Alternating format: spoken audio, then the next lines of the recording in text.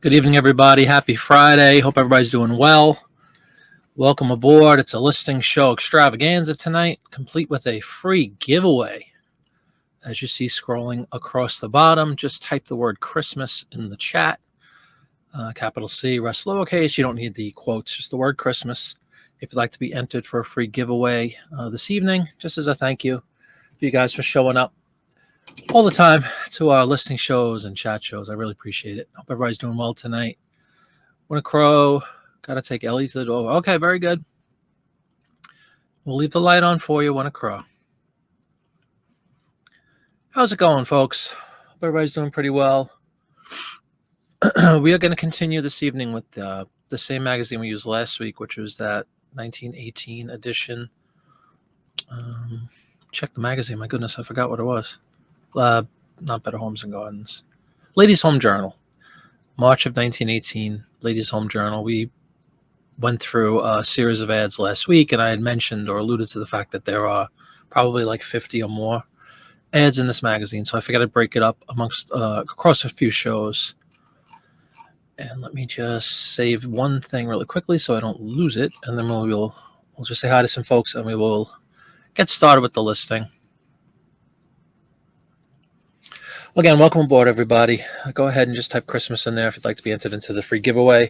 I'm also, I'll announce it when, hold on. What's up, Bobby? Check out my Instagram. I found some 40s, 50s cartoon drawing books. Oh, very cool. Awesome, man. Yeah, I saw your video. Of course, I saw the Hard Day's Night in there. Yeah, was it a garage sale pick? I think you did. Looks fantastic. You had a lot of cool items. Go check Bobby out, Cap Guy and JT on YouTube. I was a guest on his show along with Angie a couple of months back, and it was really a great time. Maybe we'll be back soon. We'll have you guys on our show as well on Monday nights if you're available. We could talk about that, but I will check that out for sure, Bobby. And I did dig the Hard Day's Night album, obviously, and the Eagles records. Are you sure that was a first press? Because I saw at the end. I'm really up on that stuff. So just make sure it's a first press. You know, you can check the matrix numbers on Discogs and everything, because if it is a first press and it's a mono, probably, then that's worth some good money for sure. Even though the cover was kind of worn out, but great stuff, man. For $1, you can't go wrong, like you said. Hey, CJ, you made it. Hope you're ready to swoop into action if necessary this evening. We lucked out. When were we on last time? Monday. We lucked out Monday with no issues, so hopefully that'll continue. Hey, there you go, guys. Yeah. Hey, DePage, welcome aboard.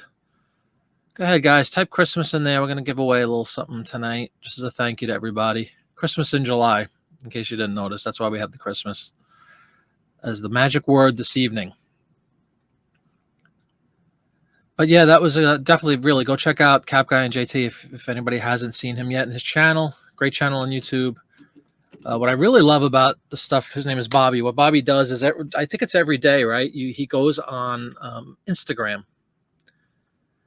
and he kind of puts out a final tally for each day. He'll say, like, I made X amount of dollars, I sold X amount of items, I listed X amount of items, you know, and then he puts like a really good thing where it says like net sales, and it's really cool. It kind of keeps him and everybody else focused on a daily basis, and you really get a great sense of the ups and downs that we all kind of go through. Reselling, I really like that feature that he does just about every day. So check out Cap Guy. Yeah, matrix numbers, man. Yeah, can you email me a photo, the matrix numbers inside if you open up the record and you look at the label, right, it'll say capital because it's a US. The red one is the US album, which means it's half songs on half soundtrack. The British LP is all songs. But open up the record, and then it's called the dead wax. You know, the thick piece of black wax around the label that doesn't have any grooves in it. You'll see along there, there'll be a series of numbers and letters. Just check that out. You can send me a picture if you'd like to jiminyflip@gmail.com. I'll take a look at it for you, Bob, because, you know, you put up the first pressing might be worth that amount, but you have to make sure it's a first pressing, and that's how you could check. You check the matrix numbers for the exact record you have. But I'd be happy to help with that. So just send me an email with a photo, please. A and B side too. Good. Yeah, exactly. No, it's not even about winning necessarily. I just think it's a truth, truthful representation, like I said, of daily ups and downs, And I like the accountability factor too. It's transparent and it's accountable. It's accountability personified in a daily post. I like it a lot. I think it's a great idea. Like, you don't have to publicize all that stuff, obviously, but the fact that you choose to do it, I think is kind of cool. Shaking affirmative. All right, cool. Yeah, send me an email, man. JiminyFlipIt@gmail.com, just the front and the back, and I'll check it out. All those records, if you want, I'll check all of them out for you. This way, when you list them, you can be really specific and say it's a first press, second press. It gives you all kinds of details. I do records daily. Plus, I'm just, in case you didn't know, a music fan, and I know records really well. So, yeah, please send that out. So otherwise, how's everybody doing? It is Friday. Indeed, it is Friday. It is Friday. It's Friday. Very fast week for me personally. I don't know. I can't believe it's Friday again. Feels like we were just on a Monday night with the chat show with Travis. And here we are on Friday already. I guess it's just summertime, makes everything fly by a little quicker. My sales personally is kind of the same thing, like we just talked about with Bobby's post, up and down. I did sort of promise myself, and this is going to lead to another comment in a moment, but I did kind of promise myself that I'm going to hold myself accountable as far as a daily listing goal. And it's not quantity, it's dollar amount. I think we've discussed that on other shows. That's my personal thing. I want to, I think it's going to be like $500 of merchandise a day, whether that is one listing or 20 listings, whatever it takes to get to at least $500 of potential earnings listing every day for at least through the end of July, and just see what happens, because I know this is traditionally a slower time of year, obviously almost middle of summer. We're only like 3 weeks into summer, but on the calendar, we still have September 21st till fall. But, realistically, we have a little over 2 months left of summer. And by that point, the middle of September, and when school starts and all that, and once you get into falls, kind of when everybody accepts reality that summertime is over and it's time to hunker down and get ready for the winter and all that stuff. And that's when I think most of us usually see a little uptick in sales. If anybody experiences the downtick that so many people talk about, summer slowdown, I don't know that I'm necessarily experiencing a summer slowdown, because I don't have seasonal items for the most part up there. Like, I don't really have anything that is traditionally purchased seasonally necessarily. So who knows? But I just keep plugging at it. Hotel California has, yeah, I saw that. That's kind of cool. The post is really nice. I mean, you can't go wrong with the record, obviously. And I love the long run. That was their sayonara record until they came back with Hell Freezes Over. It's funny you mentioned the Eagles, Bob, because I was watching a video. Do you remember the California? What was the name of it? It was like a concert event. Well, anyway, it was 1974, and they were doing Take It Easy. They were only out for like a year or something. It was kind of cool. They were in a big festival, California something festival.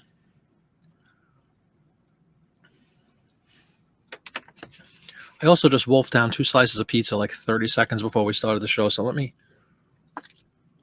make sure it all stays down with some water. Hey, Sarah, good evening. Welcome. Merry Christmas.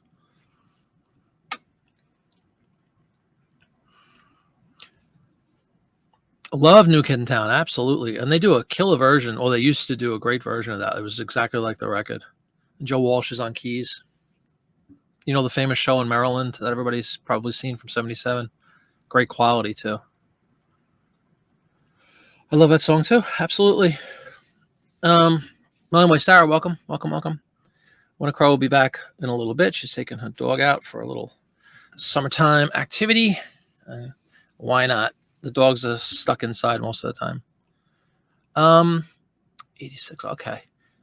Like I said, what I'm going to do is continue what we did last week, I guess it was. Make sure I have this correct in my giveaway tool. Yes, there we go. Okay. Got 5 entries so far, so we'll wait till it builds up a little bit. Hey, Rootin. Pure Prairie League. Sure. Very cool. I don't really see a correlation between the two. I mean, the Eagles started off as country, obviously, but once Joe Walsh came aboard, they certainly became more rockin'. And Don Felder, actually. But welcome, Rootin. Welcome, Sarah. CJ is on alert, high alert, just in case we have any intruders this evening. I don't know if Omnipresent Dawn will make it tonight. She was writing me a little earlier that she wasn't feeling great, so she may or may not show up. I know she always makes every effort to, so it's appreciated. Hey, Barbara, Merry Christmas. As a matter of fact, why don't you go ahead and type the word Christmas in there? We're going to do a little drawing later on in the show for a free giveaway as a thank you to everybody for coming on and joining me this evening. I appreciate you guys extremely.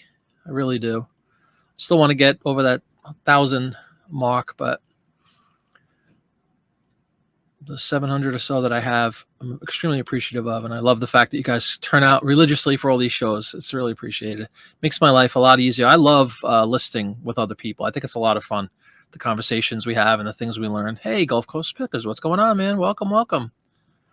Go ahead and write Christmas in there, guys. And we'll be doing a giveaway in a little bit. But you'll see, let's see who reads. You can see right below me, I put a banner up. But I know sometimes I'm guilty of that too. I'll watch a show and I don't pay attention to the banner. But there's your instructions. If you guys want to be considered for a cool little giveaway for Christmas in July, then go ahead and type that word in, and we'll do that in a little bit. There you go. Gulf Coast knows a good deal when he sees it. Free giveaway. Oh, this is what I wanted to mention earlier. This is the Whatnot segment. We always seem to sneak Whatnot into the game. But I have a new approach I alluded to a little bit earlier where I'm going to try to get at least $500 worth of merchandise up every single day in value. And again, whether that's 1 or 2 listings or it's 20 listings, it doesn't really matter as long as I get to at least that 500. Hey, salut, Jeff. Welcome. Happy New Year. Absolutely. Welcome aboard, Jeff. Sold a vintage Buchila felt ornament kit. Ooh. Sequence of beads. It sold in 5 minutes for 32. Beautiful.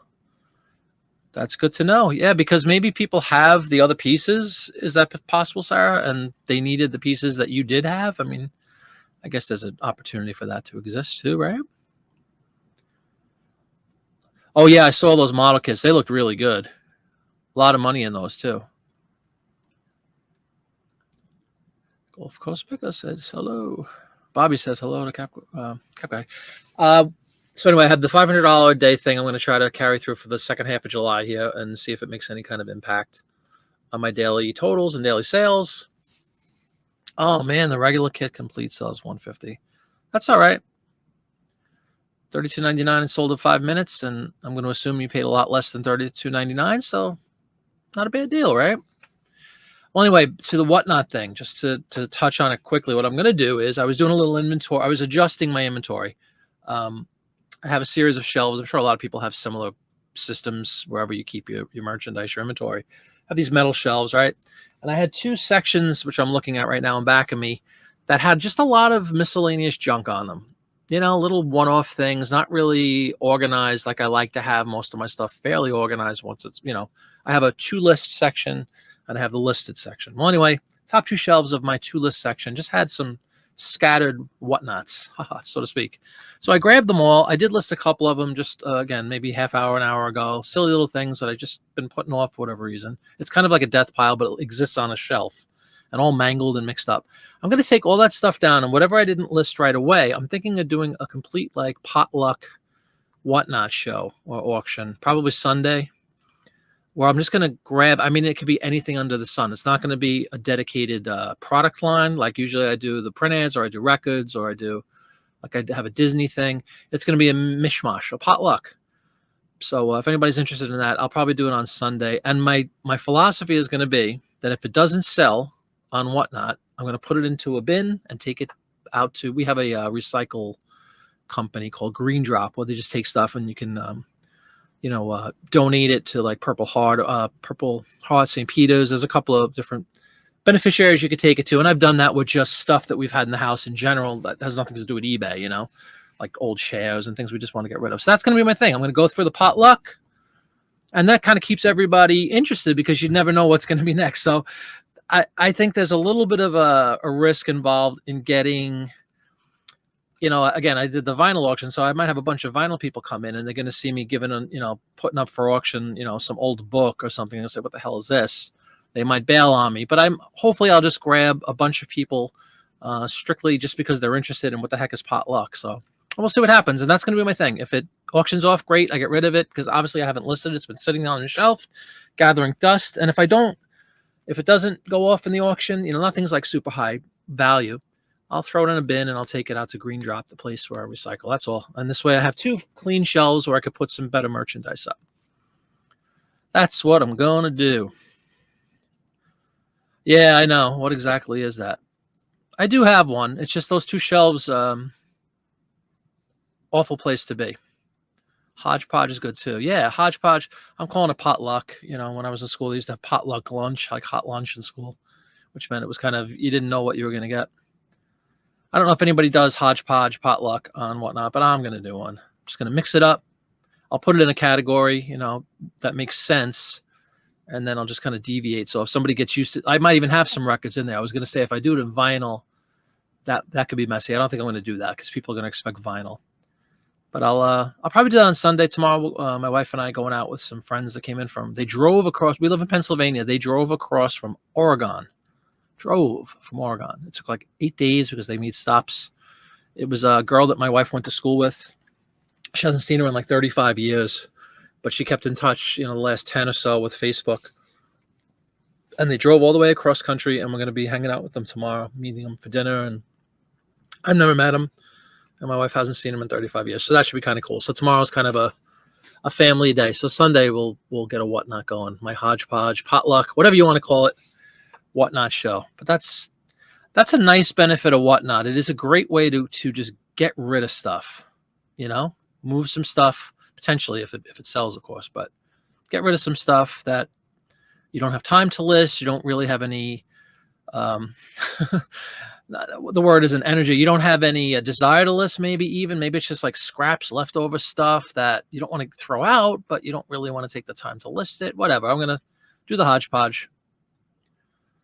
All right, guys, let me see how many, we have 6 entries. If anybody's interested, throw the word Christmas in there and you will be considered. I was just outbid on something I'm bidding on eBay. Shoot. Be considered for a free gift later on in the show. Just a little goodie. All right. Without further ado, let me bring up my drafts screen. Ta-da. There it is. And let me start banging on some of these ads. I did a bunch of scans. Again, whoever was on last week, you remember we did, this is from March of 1918. World War I era ads. And it's from Ladies Home Journal. Very, very big. All the ads, the full page is 16 inches by 11, which is kind of the extreme end of the size limit for the mailers that I use. They just eke in there. And what I've been doing is when some of these sell, I'll trim off just like a 1/4 of an inch on the top and the bottom, and that seems to secure it in there because it's like right at the 16-inch mark is right at the extreme tip of those things. So I want to make sure they arrive safely for everybody, but I'm certainly not going to fold them. And that's what I've been doing is just trimming off like a 1/4 of an inch on either side, and it works well. Alrighty, let's pull up the first. Oh, I wanted to make sure I enlarge the font for everybody. I keep forgetting to do that, but I think it makes it a lot easier to read. That looks better on my screen. Hopefully it does for you guys. Alrighty, what will be the first one tonight? Let's see. The postcard thing, that doesn't work because we're not doing postcards.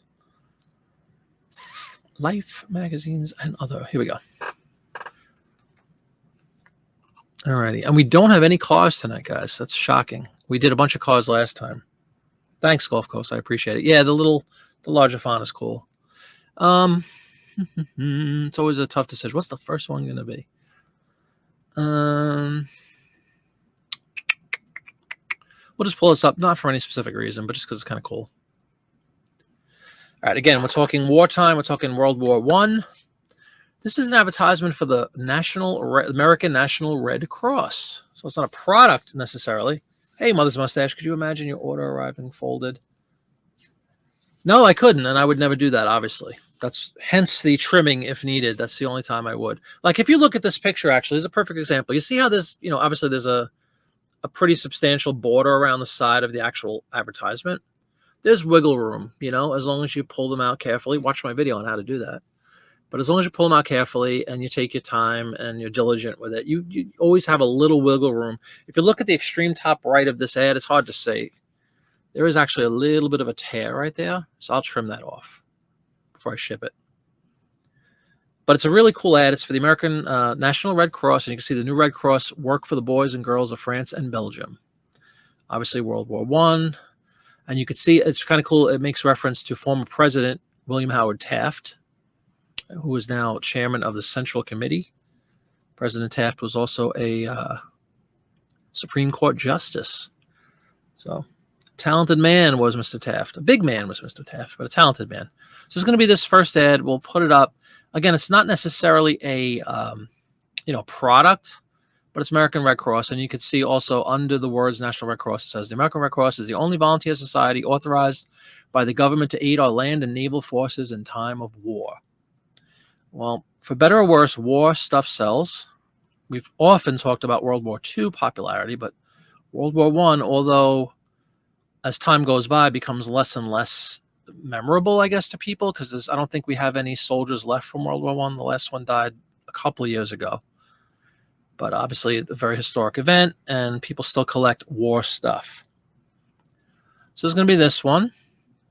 I'm going to put in American National Red Cross. I don't think I've ever listed anything from the Red Cross. I'm curious myself to see where eBay suggests we throw this in. American National Red Cross. Let's see what it says. Now, this is an interesting choice that pops right up. Omnipresent Dawn, welcome. Thank you so much. I actually talked about you quickly. I said you weren't feeling great.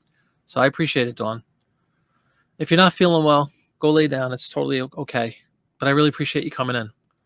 Check this out, everybody. The second category suggested by eBay, Militaria, World War I, original period items, other World War I original items. I mean, in theory, is this not a World War I item? Remains to be seen. It's not a postcard. There's also historical memorabilia for the Red Cross. That's interesting. All right, CJ. You can hand over the musket to Omnipresent Dawn. She'll take care of any intruders until you get back. What do you think, guys? Where would you list this? I'm kind of digging the Red Cross specific collectibles field, and I'm also digging the World War I specific. It's always very, critical where you put your ads to make sure you get the proper eyes on it and people you want to see. Are you up for the challenge, Dawn? I'm sure you are. Let me just pick my internal category. Red Cross. Where the heck would that be for me? It's interesting. I really don't know. Personal care. It's not railroads. It's not ships. It's not. Yeah. I'm talking this section that I'm looking at, Dawn, is my own personal. Oh, you guys don't see it yet because there's a delay on YouTube. Sorry. By the time you read this, it will be up. Well, anyway, I'm trying to figure out a store category. I don't have a Militaria store category. I think I'm going to need to make one, though. So for the purposes of this, I'm just going to throw it in anything, and I'll change it afterwards. Media. Sounds good to me. Okay, 1910s because it's a 1918. Red Cross for sure, huh? You think that's better than the World War I? Yeah, I think everybody's liking the... Yeah, he probably does, Jeff. CJ doesn't reveal his weaponry, but I'm sure it's a substantial arsenal. As we've discussed, I guess it's a couple weeks ago now, he put on an absolute display. Notice they haven't been back yet, knock on wood. Cross fingers and toes.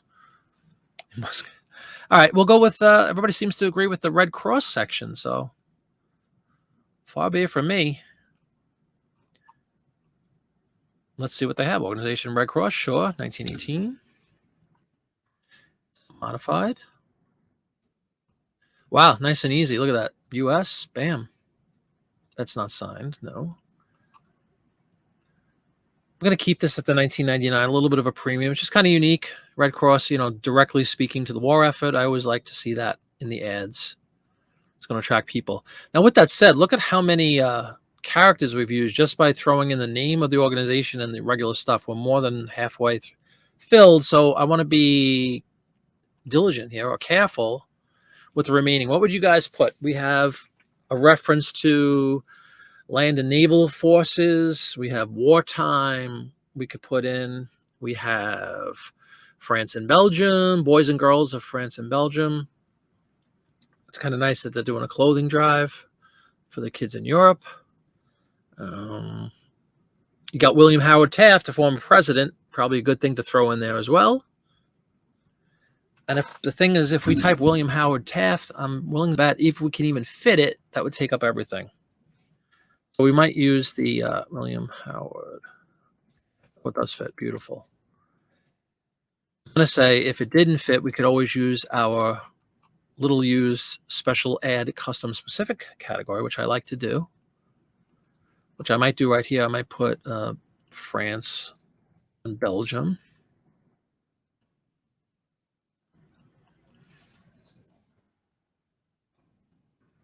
Feel free to contribute in any way you guys see fit. Jeff, have you written Christmas yet for your free goodie? If you haven't, just type the word Christmas. We're going to do a giveaway a little bit later on in the show. A freebie as a thank you to you guys. All right. I mean, I just think if you have a president reference, that's probably a good idea to put his name in. Let me know what you guys think, but I'm pretty sure I'm right about that. You know, a unique item, basically a clothing drive for children in Europe during World War I, being organized and conducted by the Red Cross. There you go, Jeff. Got to be in it to win it, man. So what do you guys think? We still have 6 characters. Is there a little quick word we could throw in there? Maybe naval. Let's see, naval. Look at that. Naval, right to the 0. Kind of liking that. Definitely my first time putting anything in this category, though. Specific Red Cross category. Hopefully it does well. I am definitely going to make my own. In fact, I'm going to put a note to myself here, literally write down a note, to add a military category in my store categories, because as we sit today, at least within print ads, I do not have a subcategory called military, but I need to. So I'm going to take out the handy dandy Imagine notebook. We're going to put add military store category. Hopefully at some point in the next 6 months, I'll remember to do that. All right, what do you guys think? Anything else sticking out? Any glaring omissions on my part?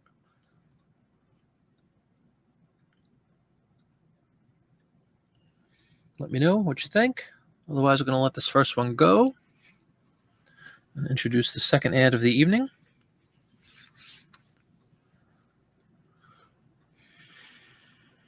I'm pretty satisfied with it. And I think it's pretty unique too, which is good. So that's why we drive it up a couple bucks.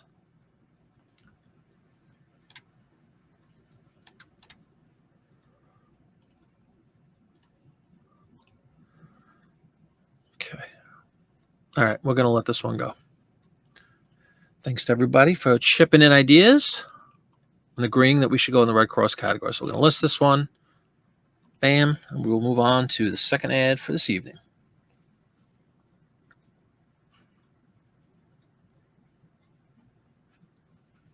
Oh, omnipresent one. I wanted to run this by you, actually. I don't think you were on yet. You might have been listening, but did you hear me talk about my idea for a Whatnot show on Sunday? I'm going to do like a potluck where I put up an absolute hodgepodge, as Sarah said, of items where there's no real specific topic necessarily. It's going to be a hodgepodge or a potluck. I grabbed a bunch of stuff from a couple of shelves that I had. They were sitting on a shelf to be listed. Haven't been listed in eons. And I said, you know what? If I'm going to put them all up at Whatnot, and then if they do not sell in an auction on Whatnot, I'm going to place those items tenderly into a little plastic bin. And I'm going to take them over to my local it's a place called Green Drop where you can put donations, just give stuff away. Yeah, hodgepodge, right? Again, I don't know if anybody does that. Maybe they have. And I don't know what the risk is. Now, I don't know if anybody will show up. And I'm afraid that I might turn off people that come in to see records. I keep using that as an example, and they're going to see me giving away, a Star Trek book and say, what the heck is this? So, but we'll see. I think it's a good idea. It'll clear my conscience too. I'll just be able to say, okay, at least I tried to sell it. I might not have listed it on eBay, but I tried to sell it. And if they sell, they sell. That's wonderful. It's just been sitting there gathering dust. So it's a great opportunity for other resellers to get some cool stuff at very low prices. And if they don't go, they get donated to somebody that might enjoy them. Win, win, win. Okay. Well, we have one down, which was, let me erase, Red Cross. Okay. Let's pull up our second of the evening. Let's go with a standby. Yeah, exactly. I have to come. Like I said, I think I'm going to do potluck is going to be my title, and then I'll elaborate a little bit, but it's really going to be potluck. Campbell soups, everybody. You know them. You love them. At this point, there are 21 kinds of soup. They're only 12 cents a can.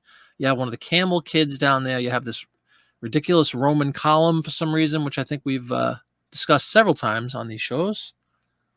And this can happens to be a can of vegetable soup. We have, I'd never really have figured out what the attraction is to Campbell soup, but I'm going to tell you again, they sell religiously. I don't know why, but people like and collect Campbell soup. Vegetable soup. It gets hard to come up with keywords for Campbell soup because I have so many of them up. And they really don't give you much to work with. Campbell's Kid, I've written that 100,000 times. The column I've written 100,000 times, but people dig, for whatever reason, Campbell Soup ads. Classic. Yeah, absolutely. I hate the new one. So I'm going to keep doing it.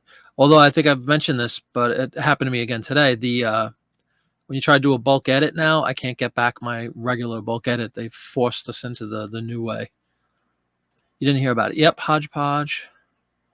I think some of the estate places. Yeah, don't they kind of have that kind of stuff, Jeff? Like just literally a hodgepodge of stuff, right? That's a good idea. I'll put it in estate sales. Estate sale finds or something. Potluck estate sale finds. There you go. We just built a title. The can of soup is up high because it's an inconvenience store. That's right. Da-da-boom. All right. Well, again, we have the Campbell's Kid, the little kid down there with the C on his shirt. They're known as the Campbell's Kids. And that's one of the things that people collect. So I will put, but I'm going to do this in a item custom specific. We're going to put Campbell's Kids.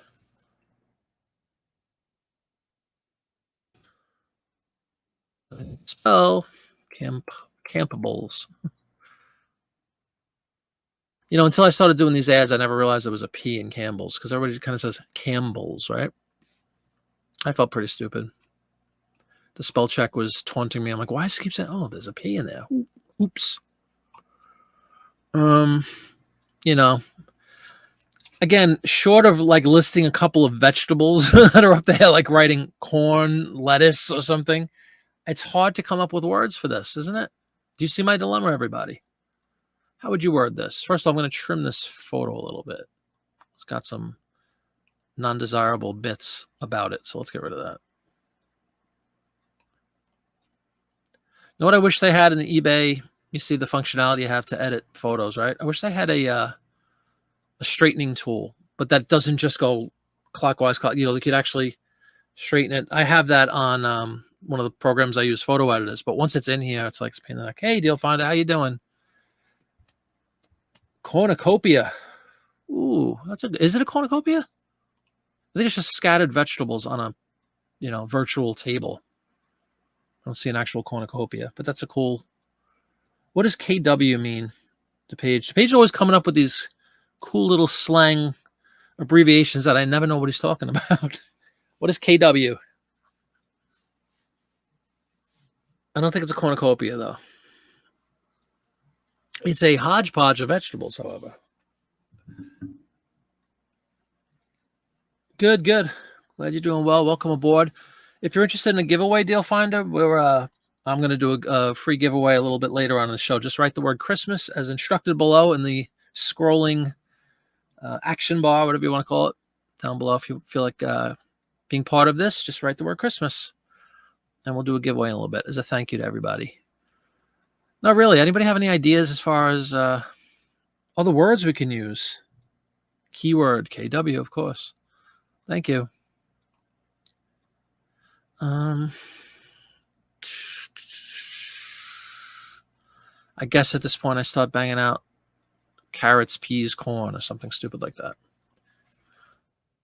Because there really isn't anything else that spectacular about this ad visually. We already highlighted the Campbell's Kid in the custom specific. Greek column. Is it Greek or Roman, Jeff?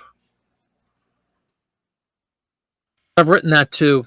Another show. They always show the column. You know, the label itself has two columns, which are kind of hard to see. This one makes it very obvious that it's a column. I don't know if it's a Roman or Greek. Could do Greco-Roman.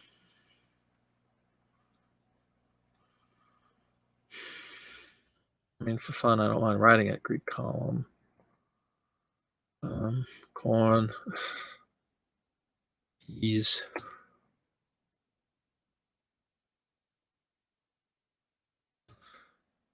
Corn, peas, and carrots. Up, Dawn with some information. Hold the phone.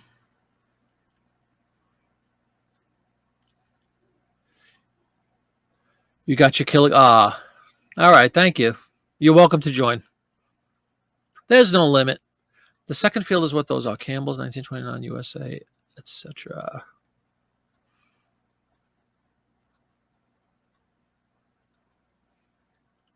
Who do you think, Greek? Yeah, we've Mother's Mustache. We've determined as a group collectively that antique, it qualifies as antique because it's exceeded the 100-year mark. This is 1918, so it's a little over 100 years already. 103, 104 years. When anything is 100 years or older in the print ad world, I go from vintage to antique. You can see it right there after the word vegetable. Mother's Mustache. I won a Wii video game system. Oh, wow. Oh, yeah? For cheap? For relatively cheap? My wife had a Wii a few years ago whenever they came out. Some exercise thing with like a white plastic platform that you were supposed to step on and dance and stuff. She never used it. It's sitting in a box. That is cool that you won it. Or, yeah, won the auction. I only saw the second half of what you were saying. Well, what was the first half? Oh, here we go. Custom specifics. I think you're filling them out wrong. The first field is what kind of specific it is. Brand, year, country. I've seen that there's two lines. Yeah. Second field is what those are. Campbell's. Well, brand is Campbell's, right?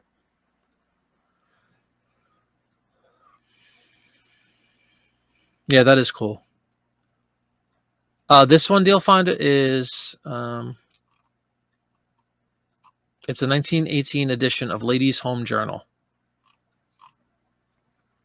All right, I'm going with this. You can't beat 0 characters left. And Campbell's soup, come on. Soup is good food. Soup is good food. List that one.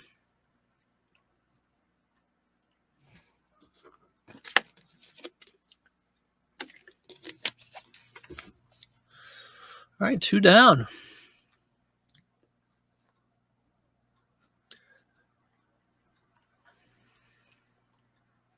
That's what you go by as well. Yeah, the 100-year thing. Cool. Yep.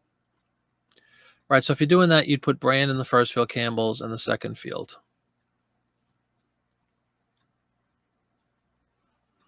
We'll check it out in the next one, Dawn, so I can see it from the beginning. I see that it says something underneath it. Hold on. Go back to the beginning. Oh, I just got 2 offers, everybody. Not on these ads that we just did. That would have been kind of cool. We're going to promptly decline said offer. How dare you? Don't put in offers for half of the value. Please. Please. I implore you. All right. I can't hear any ching noises because my phone is my my phone is my camera. I just happened to pull up my eBay screen. Let me see one quick thing, and then we will commence with the next one.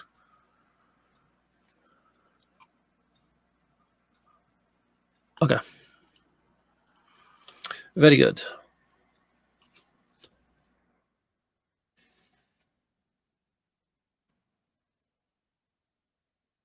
Righty, everybody. Let us. Oh, by the way, of course, I put that in media incorrectly, so I need to fix that. Store category for myself. Bear with me. Yeah, thank God we're just vintage. Food is the category for that one. Bam. We should all be lucky enough to become antique at some point, right? My wife's grandmother is she just turned 99 in March, so she will be antique next March.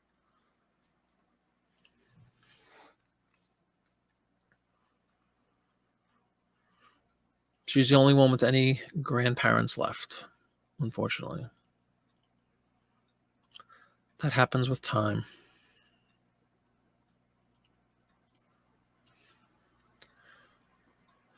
All right. Let us pick up a new ad. What's Etsy's definition of vintage, Dawn? Oh, isn't vintage just over 20? That's ridiculous. That drives me nuts. It's funny. We were talking about this a little bit. I just listened. Remember, I was saying earlier in the show that I grabbed some stuff from that second shelf. Well, one of it was it's like a little dictaphone. It's a portable voice recorder. It's digital though. It's from 2001, and it's a Radio Shack item. So I put up like $25 or whatever. It'll sell. It works great. It's perfect. I got it in a estate sale, and when I was writing, I realized I could actually write vintage. And when you say 2001, it feels like last week. I can't imagine that would be considered vintage. But if you're my kids and you're 25 or 30, you probably think that that's, old. There should be something in between. We go really far between vintage being 20 and 100 for antique, It's quite a spectrum in the vintage. The vintage portion is quite a spectrum. Okay, here's what I've never seen. So we'll pull it up to see if anybody here has ever heard of it. We all know, first of all, as discussed, not a fan of Jell-O, repulsive as a food product. However, everybody knows Jell-O, Jell-O brand. This is a product called Jiffy Jell. Check that out, everybody. And it's a gift to housewives across this great nation. Who will try Jiffy Jell this month? Not I, cried me. Isn't that cool? It's just a form of Jell-O or gelatin. It's not Jell-O, obviously, called Jiffy Jell. Kind of like a B-level Jell-O product, I would imagine.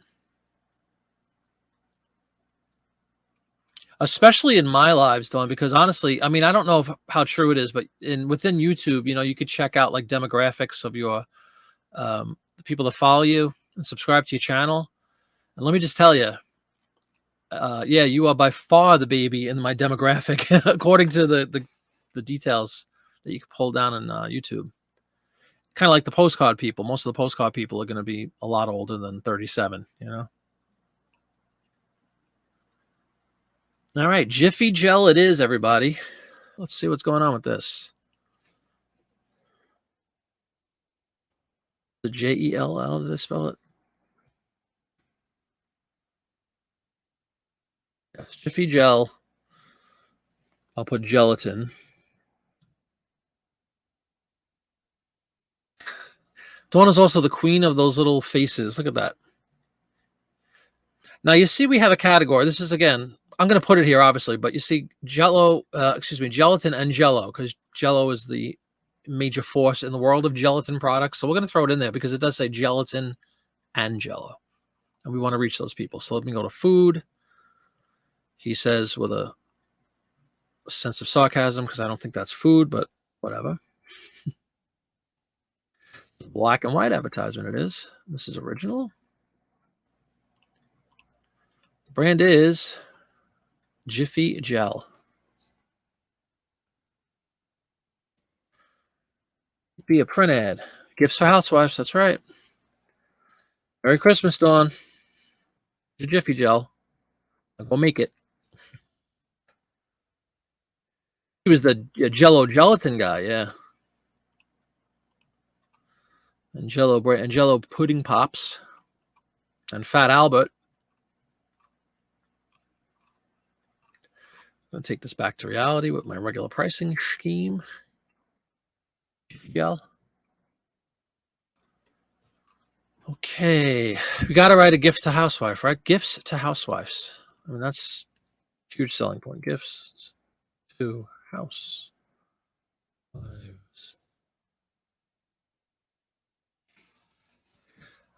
Jody from Marketplace Boutique. Welcome aboard. Good evening to you.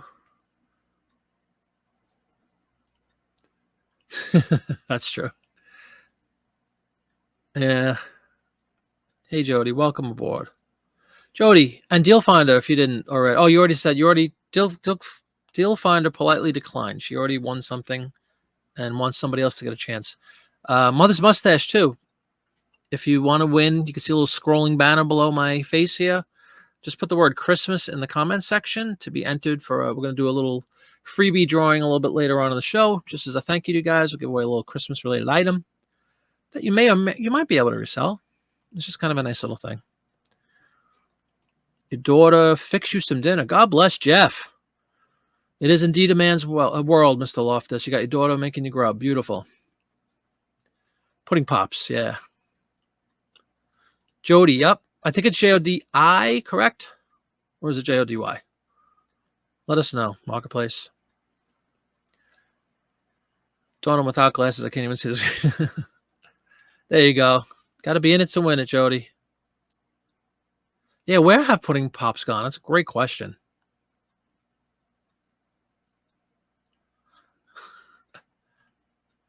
Yeah, a little giveaway action. Jody, J-O-D-I. I thought so. Let's get it right, everybody. Jody. Yeah, you had a 50-50 shot. She's Canadian, Jody, so, you know, we give him a little pass. She's always spelling in French. I'm just kidding. I haven't had a Canadian joke in a while. Speaking of Canadian jokes. No, I won't say that. Okay. Anyway, we have our Jiffy Gel Gelatin, gifts to housewives. What else do we have in this? Do we have recipes? Because that's always good if we got recipes. You can see the giving away dessert mold offer. I think we're going to throw that in. Bottom left. Look at those groovy molds. You got a pint mold made out of pure aluminum, by the way. I think we're going to do that. But you do have, it looks like, I don't think it's actually recipes. It's just suggestions. It says quick fruity desserts, lime Jiffy Gel salad, but I don't see a corresponding recipe. I think we're going to go with dessert mold offer, if we could fit that. Dessert molds. I'm just going to put dessert molds. Suffice.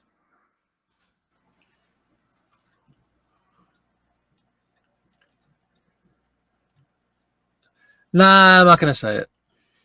Not cool. You named after your dad's girlfriend. They both ended up with the same name. Yeah, that is funny. I remember you said that once before. That's kind of crazy. Yeah, I was gonna put promo in there, Mom's Mustache, but I went with, let me know what you think. I put dessert molds. Doesn't give me enough space to put the word giveaway.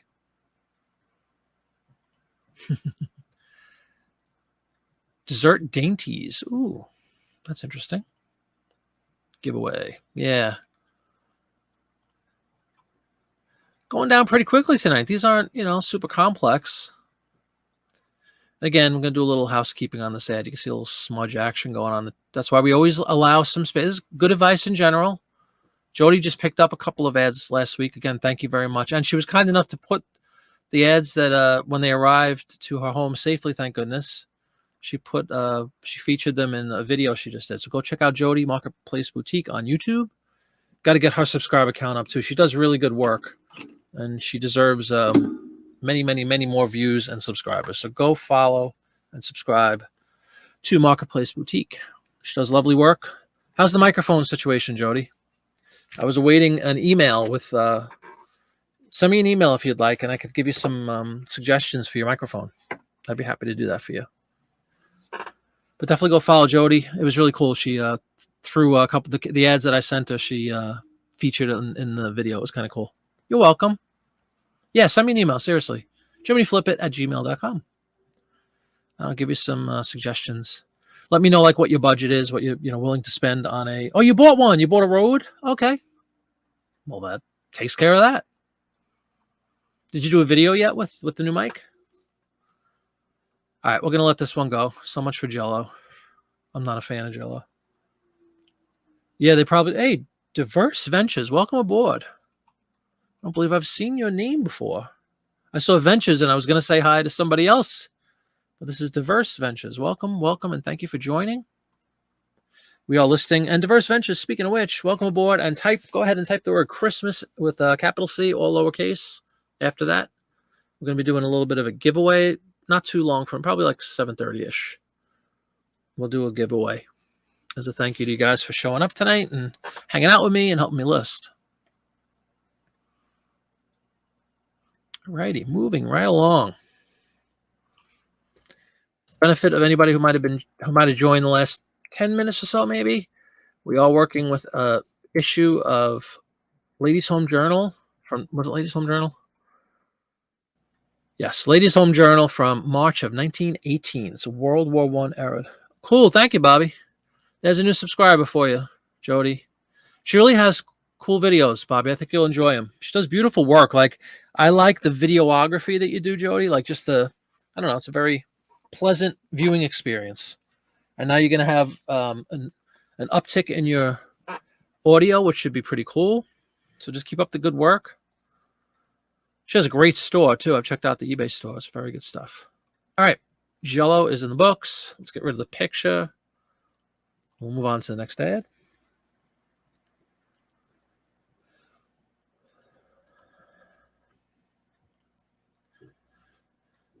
All right. Here's a hybrid. You have wartime and you have food. Check this out, everybody. You see a lot of sun-made raisins were very popular. Sun-made raisins, which obviously still exist. You see them all the time in the stores. You see a lot of raisins being used in recipes in the teens and 20s. I've noticed that trend from doing this for a few years. For whatever reason, and then the 30s, you don't see them anymore. But the teens, and like World War I era up until the 20s, you'll see tons of raisin ads and like this, all different examples of raisins being used in baking. Raisin pudding, raisin Indian pudding, prunes and raisins, yum. Raisin cornbread, raisin Jiffy Gel. How funny is that? And then bread pudding with raisins. Yeah, exactly. Natural sweetness, I guess, before the garbage of, corn syrup and all that nonsense. Yeah, they used, exactly. That's probably right. You passed on some in an auction. What'd you pass on? Raisins? Can't be talking about that.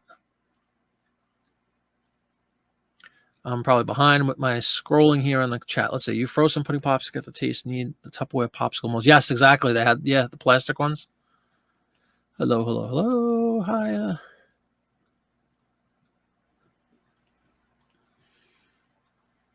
Oh, now I see what you mean. The little plastic molds. Okay. I'm pro raisin. I just don't see the need to throw it in everything under the sun. Like they're used in, cornbread with raisins. Like everything had raisins in it. I like raisins too. Hey, Allie, how you doing? Welcome aboard. Allie, another Whatnot aficionado. Go check out Allie on Whatnot. And, anybody... Ooh, Diverse Ventures. You got to type that with the capital C and then lowercase with the rest of the letters, okay? Just retype. You might have had caps lock on and you went the other way, but it should be capital C and the rest of lowercase. Because the tool only, it has to be written the same way that I typed it in. Well, welcome aboard, Allie. Dawn, if you're feeling a little keen, if anybody has a Whatnot, like I know Allie does, if you wouldn't mind possibly throwing her link into the chat, I'd appreciate that. And Allie, go ahead and type the word Christmas with a capital C if you'd like to be considered for a freebie a little bit later on in the show. We're just going to do a little giveaway as a thank you. That sounds reasonable. Boom. Very good, very good. Sun-made logo, sure. Yeah, that was a good one. Raisin Bran makes me think of my childhood. Grape nuts are an ongoing thing in my life, though, Deal Finder, just so you know. I had a bowl this morning. Love me the grape nuts, as far as we know. Thank you, Dawn. Yeah, I know Allie definitely has one. Assuming you follow her. Right, Allie? Actually chimed in. You were on a couple of days ago. I saw your auction. Let's get some whatnot sharing going on, shall we? Everybody get ramped up. Thank you so much, Dawn. There you go. Allie's Closet. Go check out Allie on Whatnot if you guys are on Whatnot. Thank you so much, Dawn. All right, guys. Yeah, but what's cool about this, you see it says Victory Penny Buns. Just a penny a piece. So this is obviously, again, speaking directly to World War I. Good stuff for the purposes of advertisement. I'm not pro World War I by any stretch of the imagination, but, just to acknowledge the fact that it's good for marketing purposes. We have a war-related item directly, Victory Penny Buns. So let us get going with Sun-Made Raisins. Thank you, Dawn, for putting mine in as well. I appreciate that. You'll see there is a fruit and raisin category. Makes it easy. This is black and white again. Always, I like to spend more time discussing the ad itself, but so we kind of raced through the specifics a little quicker, right? Same drill basically over and over. Color of the ad, original, yada, yada, yada. Brand is Sun-Made. Funny, I know everybody can see the screen better when I have it enlarged, but it's throwing me off because my screen's right in front of me. It's like, my God, it's huge. The font is huge. 18. Not modified. United States of America. No offense, Dawn. And fruit and raisins. Okay. This one, again, we jack up a little bit to 19 because it speaks to the war, Alrighty. Take a look at that nice photo or illustration, whatever you want to say.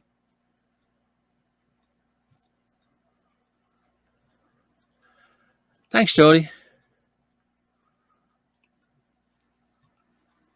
And here's our theory about why raisins were so common. We have a long shelf life, refrigeration, fresh fruit. Yeah, good point. Good point. 18 today. Very cool. There you go. Well, that old man has to send me the pictures. You're going to send me the pictures, right, for the matrix numbers so I could help you out. You don't want to be putting first pressing when it's not on records. Let me just tell you. A patriotic dancer, yeah. You have raspberries down. I bet they would be great. Ooh, you know what? I haven't tried that. Get out of here, really? That's pretty cool.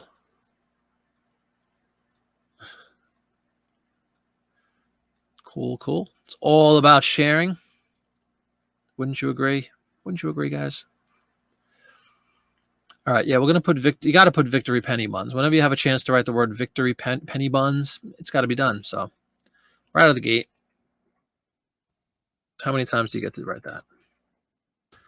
3 penny buns. We're going to put recipes for sure.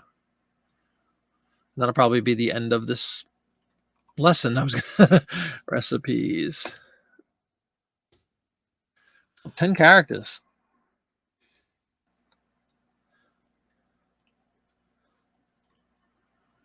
That's good stuff. Love learning errors from you. Oh, cool. Thanks. Yeah, no problem at all. Yeah, all these little tidbits, they really do help. And again, now that you've been on for a while, Jody, with me, but you'll see, like, it's been we started in the middle of 6 months, middle of January, we started doing this stuff. And I've learned so much from all the people that come into these shows and contribute, ideas. And I always talk about this, but it's true, like, especially when it comes to like women's hairdos and outfits and styles of clothing and styles of artwork and all that kind of stuff, and architecture and building types, and you learn a ton on here, that's for sure. Thank you, Dawn. Allie, we are listing a March of 1918 edition of Ladies' Home Journal this evening for your entertainment purposes. All right, but we still have 10 characters to play with here. What would you do?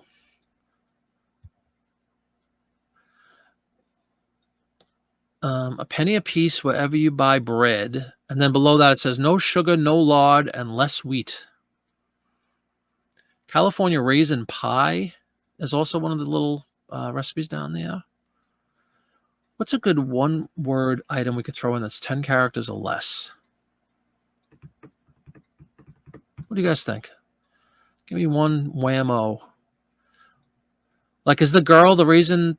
I was gonna say raisin brand. The Sun-Made Raisin gal, is she like? Is there a name for her? Is she known by a certain? You always see that. You see it down there, everybody, right below the word Sun-Made. Still the same thing on the boxes now. It's a red box with that girl in the middle, kind of harvesting grapes. But I wonder if she has a name or if she's known by something famous, because that would be great to throw in.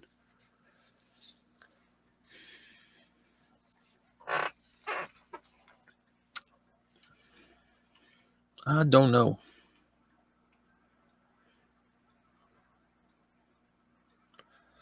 Oh, DePage, don't be shy. Let's get DePage up there too if he's on Whatnot. You wonder if it was a common name at the time. Victory, you mean? That's cool.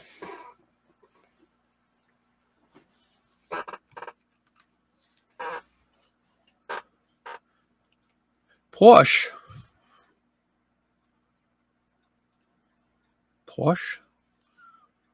That's an L name. Okay. Never mind. I guess that was a mistake. Okay.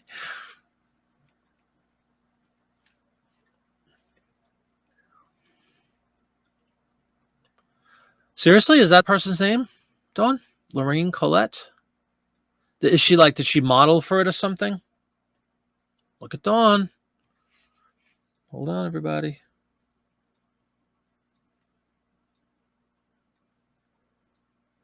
Deal finder, there's always time for more fire. Oh, there you go. Original painting as Colette as the Sun-Made girl, 1915. She was 23 at the time. Good stuff. Thank you very much. As always, doing right. Sun-Made girl is... Oh, cool. I'll check it out, Bobby. Thank you. I'll get back to you after the show, okay? Because I'll have to look it up. No, cut up a magazine. For the love of God, just get into it and do it. No problem, Allie. I'll check it out, Bobby, for sure. So it's just a Sun-Made girl. Obviously, we already have Sun-Made in there. I'm just going to put girl. All right, bam. I think that's enough Sun-Made for the evening. So it's this one.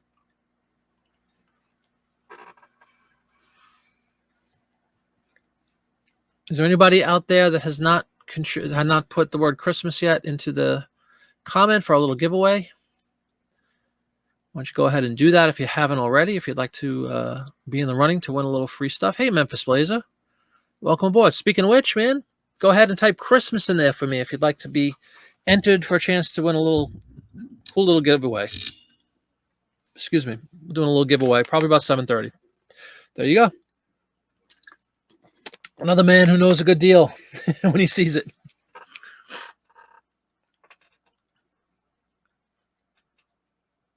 Ah, Jody with a great question. Well, Jody, and this actually might be the 8th video in my series, but I'll tease it a little bit. There's lots of things you can do. First of all, especially if you're dealing with these older ones, and the majority of the magazines I have up are Life magazines, just because that's the makes up the lion's share of the magazines I physically have. I had 650 to begin with, and I probably have like 100 or less of the other ones that we've been doing together, like Ladies' Home Journal. But you'll find when you get into cutting them up, when you go for the big old pages, right, your traditional big, usually color, but it could be black and white, the big pages, you're going to find a nice amount virtually every time, any magazine you pick. Now, if you dive a little deeper, you'll also see, which we've discussed on these shows, little quarter-page ads. It's not a full page, it's a quarter-page. You'll see really, really small ads, which I've been selling great, by the way, guys. If you guys remember, we from the turn of the century, like 1905, 1906. I sold a little buggy ad. It was a horse buggy. It was literally an inch by an inch for like $13 or something. Somebody made me an offer. So by the time you cut up all of the ads, little ones and big ones, you're not going to be left with much outside of like articles. Life magazine obviously is going to have lots of, timely articles of whatever was going on at that period, which, believe it or not, those too can sell. Like I have an Elvis 56. There's like a 4-page or 5-page little insert about Elvis Presley, the latest thing, the latest craze. So like I have that separated to sell by itself because it's Elvis. And then at the absolute last resort, you could totally put all of those scraps pieces together into like a junk lot. Dawn and I were talking about this on Etsy for sure. Like there's people that just buy those things to make like for decorative purposes or to put into, what's the word that's eluding me here, Dawn? What do we call them? Craft lots, I guess is what you would say, something like that. But that's what I would do ultimately. But before I get to the craft lot portion of the show with the magazine, I'm going to trim that thing as bare as possible and get every advertisement I could possibly get out of it. But that's a great question. Like I said, I think I was going to, actually it was in the works to be doing tomorrow, which I have to cancel because I'm not going to be home tomorrow. But Sunday, I'm probably going to put a video up about just that, about what to do with the skeletal remains of your magazine. So, timely question and a good one. But seriously, you'd be surprised. You could pull out so many ads out of any magazine. Who does collaging? Collaging. Someone's going to buy it. That's my role. There you go. Yep, exactly, Dawn. Yeah, absolutely. We could do your list, put them up. Nothing to list today. Hey, Royal Squirrel. Welcome, Kristen. How you doing? I'm not going to ask you out because I know. You already told me last week, so I'll be quiet until August, and we'll find out where you are. Yeah, exactly. The crafting thing, Jody. But again, that's the end. There's so much meat on that bone, more than you realize. And it's funny because when I first got into doing this, thank God my wife advised me with a slap about my face. Now she advised me, she's like, don't throw out. Because initially I was doing what I think most of us would do. I was pulling out Coca-Cola, all the high, top shelf, what I consider top shelf ads at the time. And I kind of just threw the rest of it, which still had tons of stuff in it, unbeknownst to me at the time. And I put them in a little white bag and I would write, just like my SKU system now, where I put like L1 for Life 1, Life 2, Life 3. I would keep the skeletal remains, as I said, of that Life 1 in like a white plastic bag and just throw it on a shelf. And now we're going to go back and revisit those first 100 or something that I did where I wasn't drilling down to every little piece. And we'll probably find, thousands of more ads. But at the end of the day, like Dawn said, everything we could do, you could probably just do a little crafting lot, just scraps of paper and put a bunch of them together. They add up quickly. If you're doing 40, 50 magazines, you're going to get 1,000 ads and you're going to have a lot of scraps left. So it's unbelievable how much money you can make from a simple little magazine, isn't it? Yeah.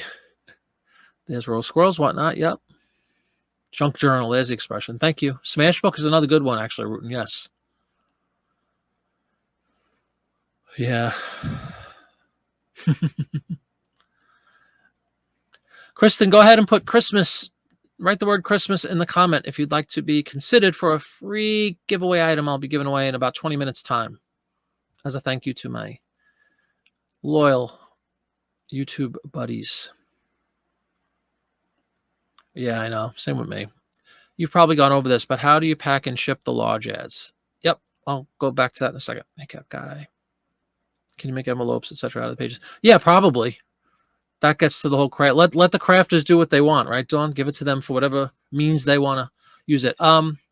Memphis Blazer, yeah. And if you check out the print ad series on my YouTube channel, you could see all about it. I have a whole episode dedicated to that,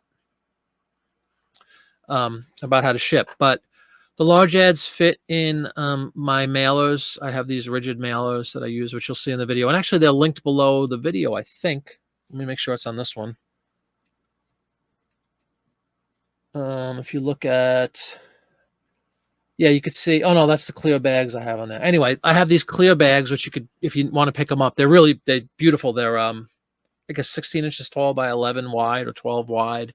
And I have these really sturdy, non-bendable, rigid mailers as well. So that's what I do with the big ads. I fit them in, they slide in beautifully.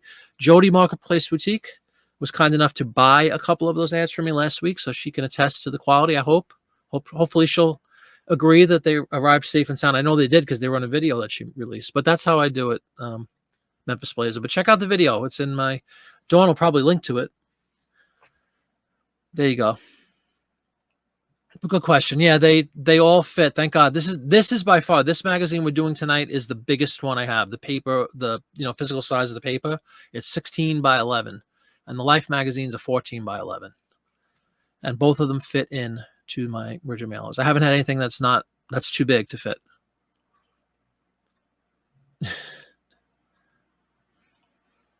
Good job. Good job. I think comic sleeves may work for some ads. I don't see it. Not doing comics. I have no idea how big a comic sleeve is. There are some magazines that absolutely, the smallest. I mean, all right, take a step back. The smallest ones I have are actually probably the size of a TV guide. The World's Fair books that I picked up a while ago, those are really tiny. They're probably like 7 by 5, I'll say. There are certain magazines. Good Housekeeping, I think, is the one that fits a regular 8.5 by 11 form factor. And what's great about that is if you happen to have one of these nice duplex scanners that I'm tapping next to me, I have an Epson ES400 right here. Those 8.5 by 11s will fit right in there, and you'll scan them in no time. The bigger ones, I use a much bigger scanner, a flatbed, which a lot of people have asked me about too.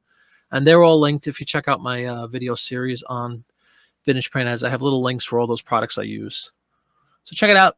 Feel free to ask any questions, but check those out. You'll see direct links to all the stuff I use.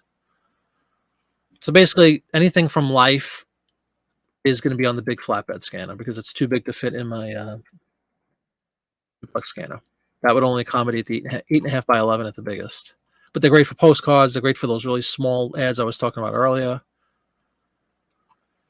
Alrighty, we have left the world of raisins, right? Yes, we have. Thank God for that. Being we like consistency here on the program, we try to do ads of, in like genres. Like right now we seem to be in this food thing, so let's keep up the momentum with food. This is a pretty little ad. This is a Jody looking ad, dare I say. Look at this. What do you think, Jody? Del Monte apricots. Nothing you don't see too often anymore, do you? Tasty items though. But just the visual here has a Marketplace Boutique look to it, from what I've gathered from her store and her other stuff. Kind of cool. Just a nice, peaceful little mountainous view. Some apricots in a bowl. Yummy, yummy. Del Monte. Brand extra quality apricots. Let's not get into an apricot versus apricot. Whatever. Piece of fruit. To each their own.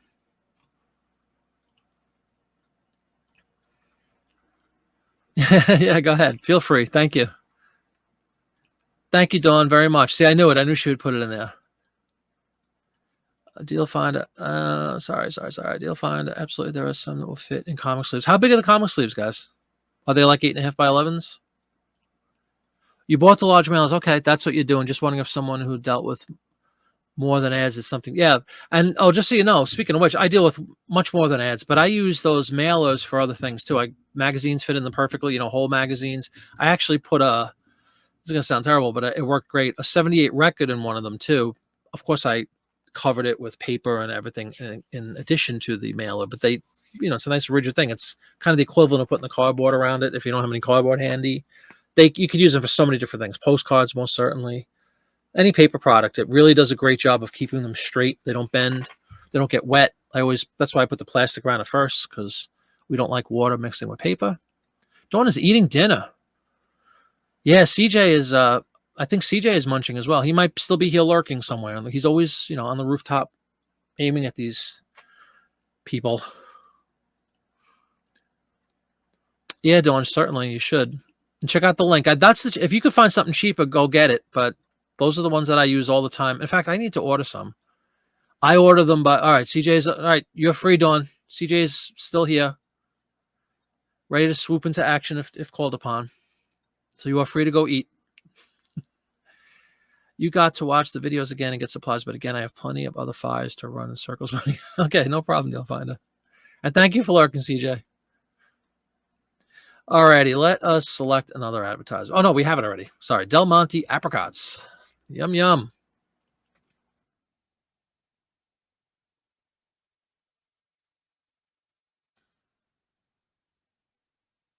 See, I think there's just a generic fruit category. Let me make sure. Yes. Oh, same one, fruit and raisins. That makes it really simple because then all we have to change is the brand to Del Monte. That. Like that. Alrighty. Let's take a look at this ad again. I mean, this is where you get into minutia sometimes, but we've been known to do that once or twice on these listing shows, haven't we? Anybody know what kind of flowers those are? Is that like a cherry blossom or something?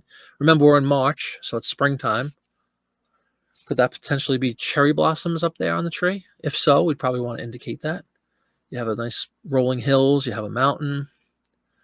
You have some sort of, it looks actually very Italian. The type of tree, those thin, tall trees look Italian to me.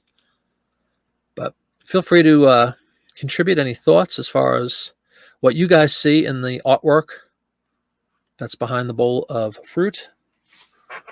Kind of very pleasant looking piece of artwork.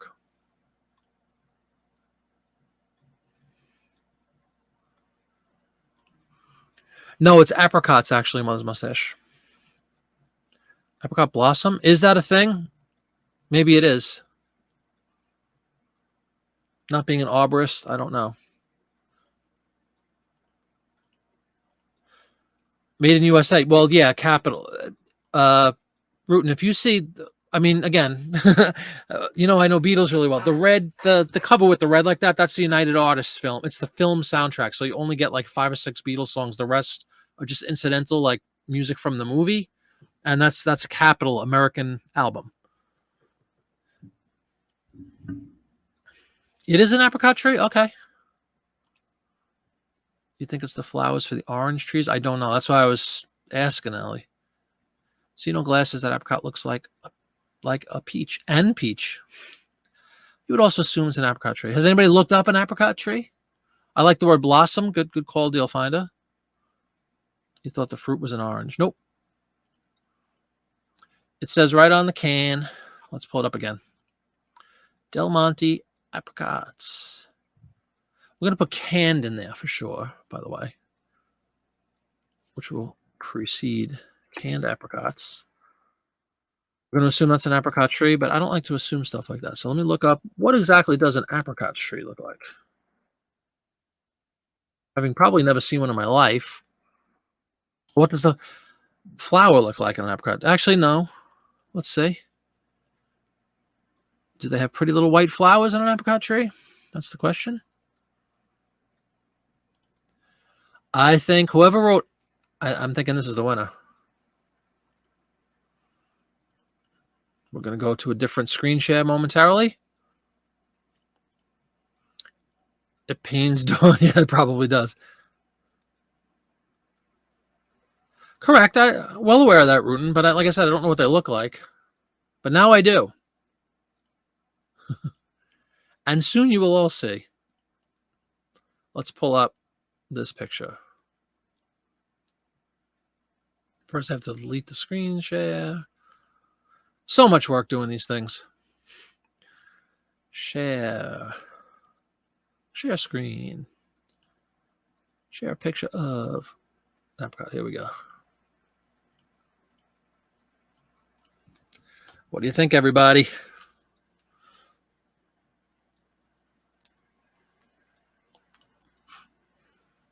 Also a beautiful, fragrant flower. I think all you Weisenheimers that assumed it was an apricot tree are probably correct.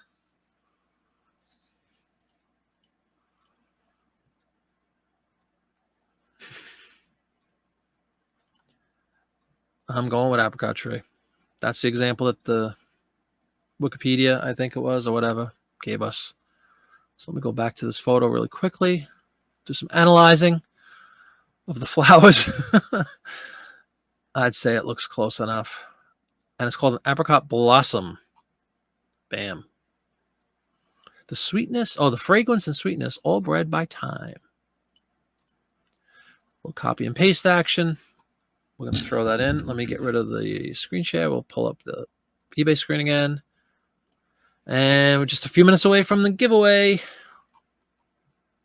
So if you guys have not, please, let's change this to multicolor too. If you guys have not written the word Christmas in the comments, please go ahead and do that if you'd like to be considered. Enter to win this cool little freebie. All righty. Let me share the listing screen again.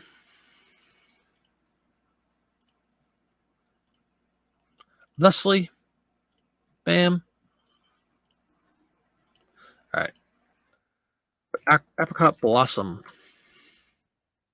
No, we're not, because I already have apricot in there. We're going to just put blossom. We're going to put flower. Blossom. Mountain. There you go. What else do you need?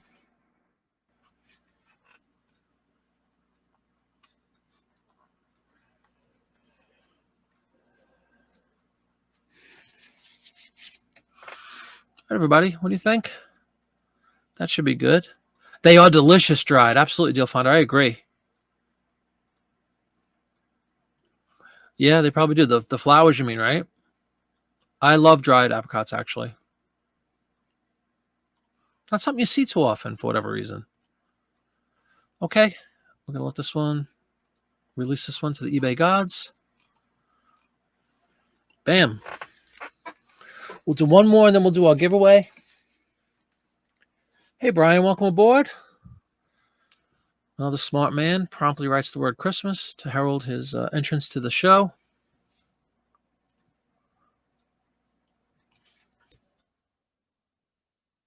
Brian, anybody else who might have come in since Allie came in? I think Allie was the last one we talked about this with, but this is a issue of Ladies' Home Journal from March of 1918. That's the ads that we've pulled from today. That's the magazine. All right, apricots. We'll do one more and then we'll do the giveaway. Again, sticking with the food thing for consistency. We'll go with another very famous product, a very famous brand, Libby's. But this is for olives. Actually, other things too. They have Libby's pineapple, like quite a bizarre combination, actually.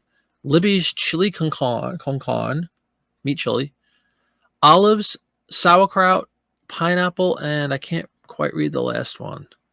Cherries. So quite a combination of stuff here by Libby's. Olives are the biggest item as far as the picture goes. We have Brian fancies himself an apricot connoisseur, apparently. Yeah, for martinis, good call. They do have that fuzzy skin, like a lot of peaches do. Nectarine, kind of in the same. Oh no, nectarine is not the same. Absolutely not. Nectarine is closer to an orange, right? Isn't there something else that's kind of like a peach that's not a peach?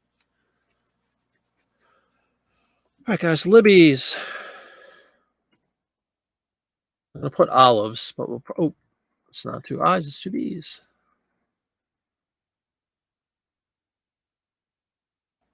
I'm just going to put it in food, other food. No, you don't want chili made by Akani, you're right. Multicolor original. Libby's. Ad. 1918.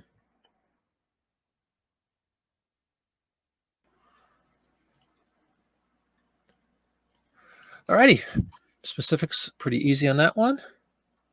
Hey, Michelle, welcome aboard.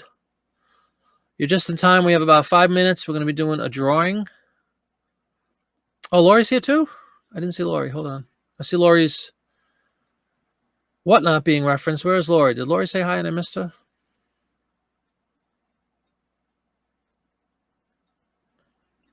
Or is Dawn just putting Lori up for no reason? Welcome, Michelle. Oh, you had an auction yesterday? Yeah, how did everybody's auctions go? I know Lori had one today. I was in it for a while. Nectarines are like a fuzzless peach. Okay. There you go. Yeah, I knew that. That was it. It was good. Feel like you suck. But $85 yesterday and 207. Nothing to complain about at all. Unless it cost you $400, then I'd be complaining.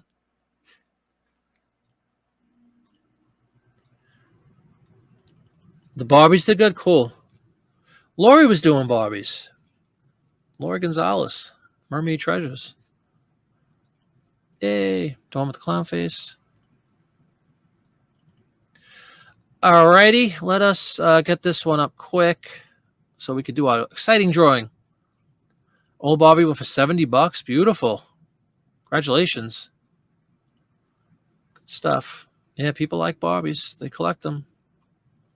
Older the better, I would imagine. 59, I think, was the first year of Barbie. All right. Eat plenty but wisely and without waste. That's good advice in general, isn't it? A condiment for kings is what it's being bought. That sounds like something to write. A condiment for kings. Then we'll put some of the other whatchamacallits. We'll put the other things being referenced, which would be we have a choice of pineapple, kraut, chili, or cherries. We'll put for Bobby. So that's what I thought. Thank you, Bobby. Cherries, kraut. What a bizarre combination! But always remember, it doesn't have to make sense. It's just a series of keywords. I know, Bob. Yeah, poor Bobby's having technical difficulty typing. But 59 was the first Bobby. Pretty sure I know that. The ad is making you hungry? Really? You like olives?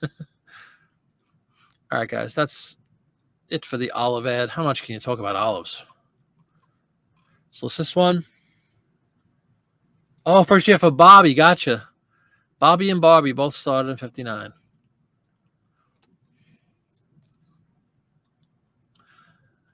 All right. We have reached just about, with seconds to spare, the 7:30 mark here on the East Coast of the US of A. I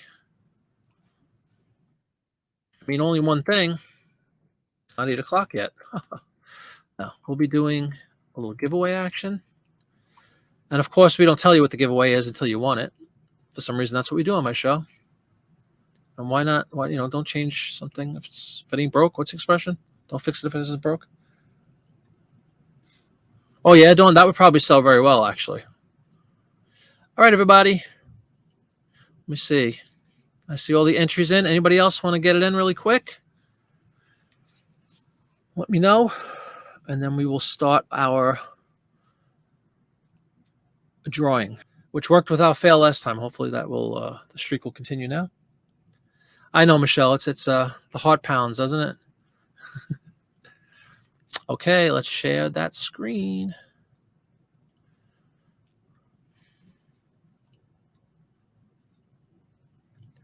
It's exciting. It is. It is. It is.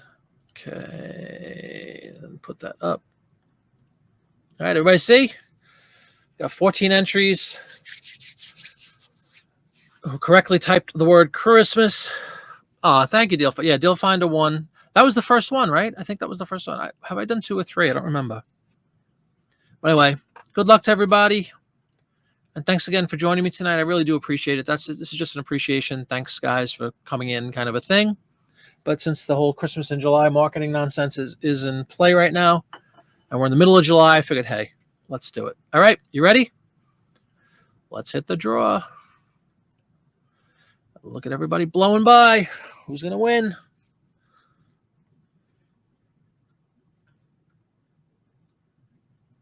CJ! My marksman, CJ. Congratulations, man. Good work. Congratulations to CJ, winner of a freebie tonight, courtesy of the Jiminy Flip It listing program. Congratulations. Very happy for G-Day. He's us. Yeah, isn't that cool? See? You do good things come your way. CJ was given a wrench a couple of weeks ago, and unfortunately he had to go right to work because we had some intruders coming into the show, and the sniper. The sniper is the right word. The man just shot down these fools like Shooting fish in a barrel, right? Congratulations, CJ. Let me show you what you won. Hopefully you're interested in it. Alrighty. It is Christmas in July, right? And we did have you right Christmas. So one of the items I pulled down earlier today that I was going to put into my Whatnot auction on Sunday, but I decided I'm going to give it away as a freebie is, and it'll be cleaned up for you best I could do. Can you see that? It's a Norman Rockwell Christmas plate. What I thought was kind of cool, you see I was looking at the globe with the magnifying glass. For some reason, I thought that was very of this show, like how we're always looking at different things. We're looking stuff up. You can see right there, Saturday Evening Post, collectibles. It's from a 1926 issue. It's an authorized reproduction. Norman Rockwell. Santa Claus on the plate. Looks like he's got a little, is that an angel halo above him and some wings? Santa Claus, exactly. All right, CJ, hope you like that. Coming your way. Thanks again. Just send me an email, CJ, to jiminyflipit@gmail.com. Let me have your mailing address and information, and I will send that right out to you. You're very welcome. Thank you for all you do for the show. I really appreciate it. Santa Claus, yeah, like saint. You're very welcome, CJ. Congratulations. All right, that was fun. Let me put this in a, give me 1 second. I'm going to put this safely aside because it is, after all, a plate.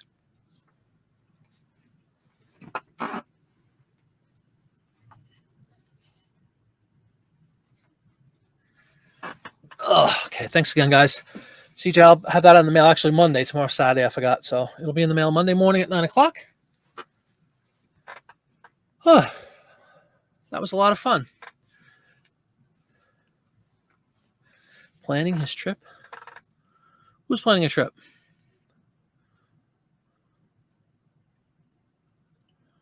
You went Christmas in July with one of your booties? Oh, that's cool. Booty, like a stocking, Christmas stocking? Booths. Okay. I'm trying to catch up with the chat. I think we were doing the drawing whenever I was writing that stuff. Well, anyway, that's really cool. Congratulations again, CJ. And let us go back to the draft folder and get some more ads done. It's only 7:30. What time did we come on? 6? Always goes so quickly. Hopefully, yes, I saved it. Okay, let's pull up that screen again. Oh, you're welcome. Thank you, Deal Finder. I appreciate it. Santa. Yeah, you can't go wrong with Santa Claus.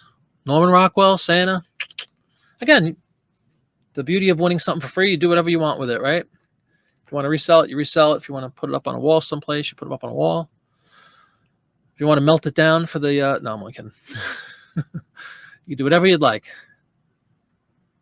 All right, let's share the listing screen again.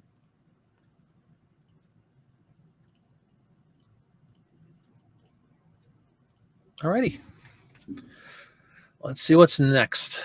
I think I had like 20 or so when we started the show, 20 new ones. And remember, this is in addition to everything we listed last Friday. And there's still plenty more. There really are. There's a lot. A lot in this magazine. A lot of ads. All right, get rid of the Libby's. We still have some more food, so let's stick with the food thing. Question is which one? Or we'll go with this one. Anybody who watches these listing shows knows we come across Quaker Oat ads quite often. You can see this one is more of a, it's a little less than half a page wide. It's 5 inches wide, and it's a full 16 inches long. Quaker Oats, it looks like, I guess that's a woman and her mom who looks like she's 110 for some reason. They always portray the moms as like ancient. I don't know why. Meanwhile, she's probably 43. But anyway, and you can see it saves me $2 and it costs me 30 cents. The large size Quaker Oats. In meat, in eggs. Oh, okay. They have a comparison for how much like more value you get with Quaker Oats. And again, at the very bottom, there are those famous recipes. You got Quaker Oat muffins, pancakes, and bread. All right. So mother is, of course, knitting or doing whatever she's doing, crocheting, as the daughter comes out and says, "Hey, Mom, look at me. I'm a great homemaker." All right. Quaker Oats.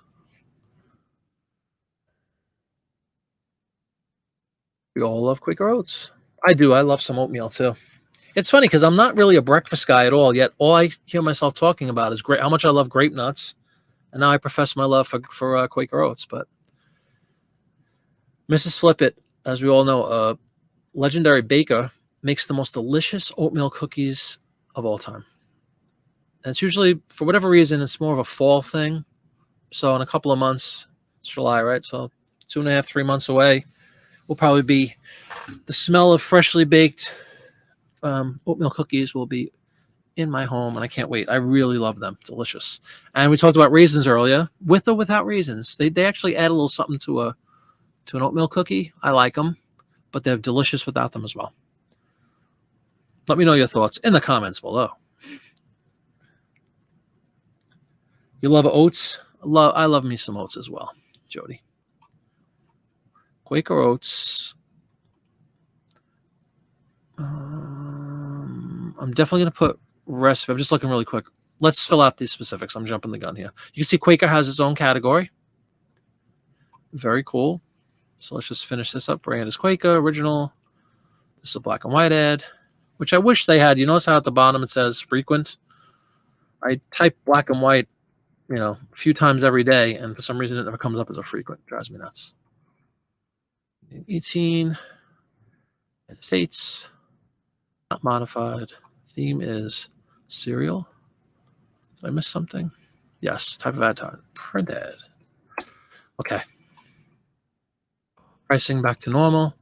And just while I'm thinking of it, again, because this is not a full page, I'm going to change the wide portion. It's 5 inches wide. And then I have to remember when we go back to the next full page to change that again. Very easy to forget that if you get on a roll. But I won't let any of you let me forget, okay? Please remind me to change my dimensions back.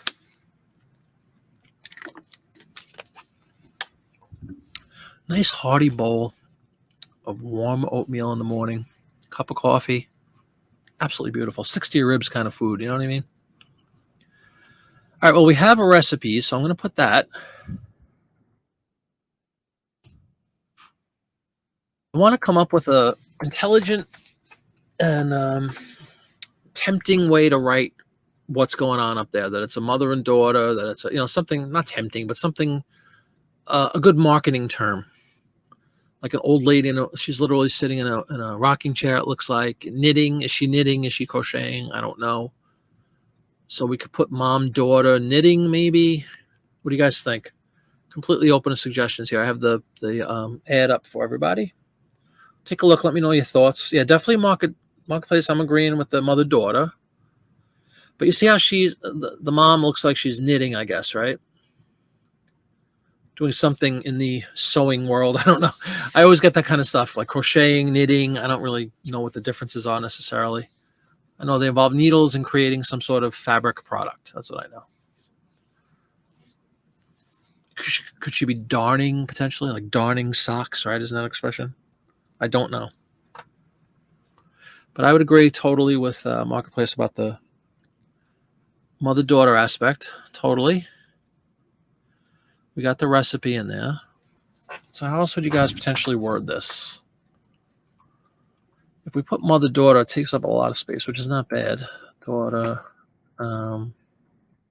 Knitting, should we put? Maybe knitting, and I was going to put rocking chair, but I don't think that'll fit.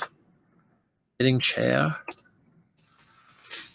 As long as they're not, a lot of this stuff, I halfway joke when I say we get into minutia, but again, for the purposes of this show and getting a discussion going, I get into things that if I was doing it alone, I would probably blaze through. But it really does, it's good to pause sometimes and look for little things that you may miss if you're just racing through. That could be a great selling point. Somebody bought, I wanted to bring this, I was going to do a video about it, but I'll just tell everybody because it's easier than doing a video. Somebody bought 3 ads from me yesterday. They were all for an automobile. The Chevrolet 6 was the automobile.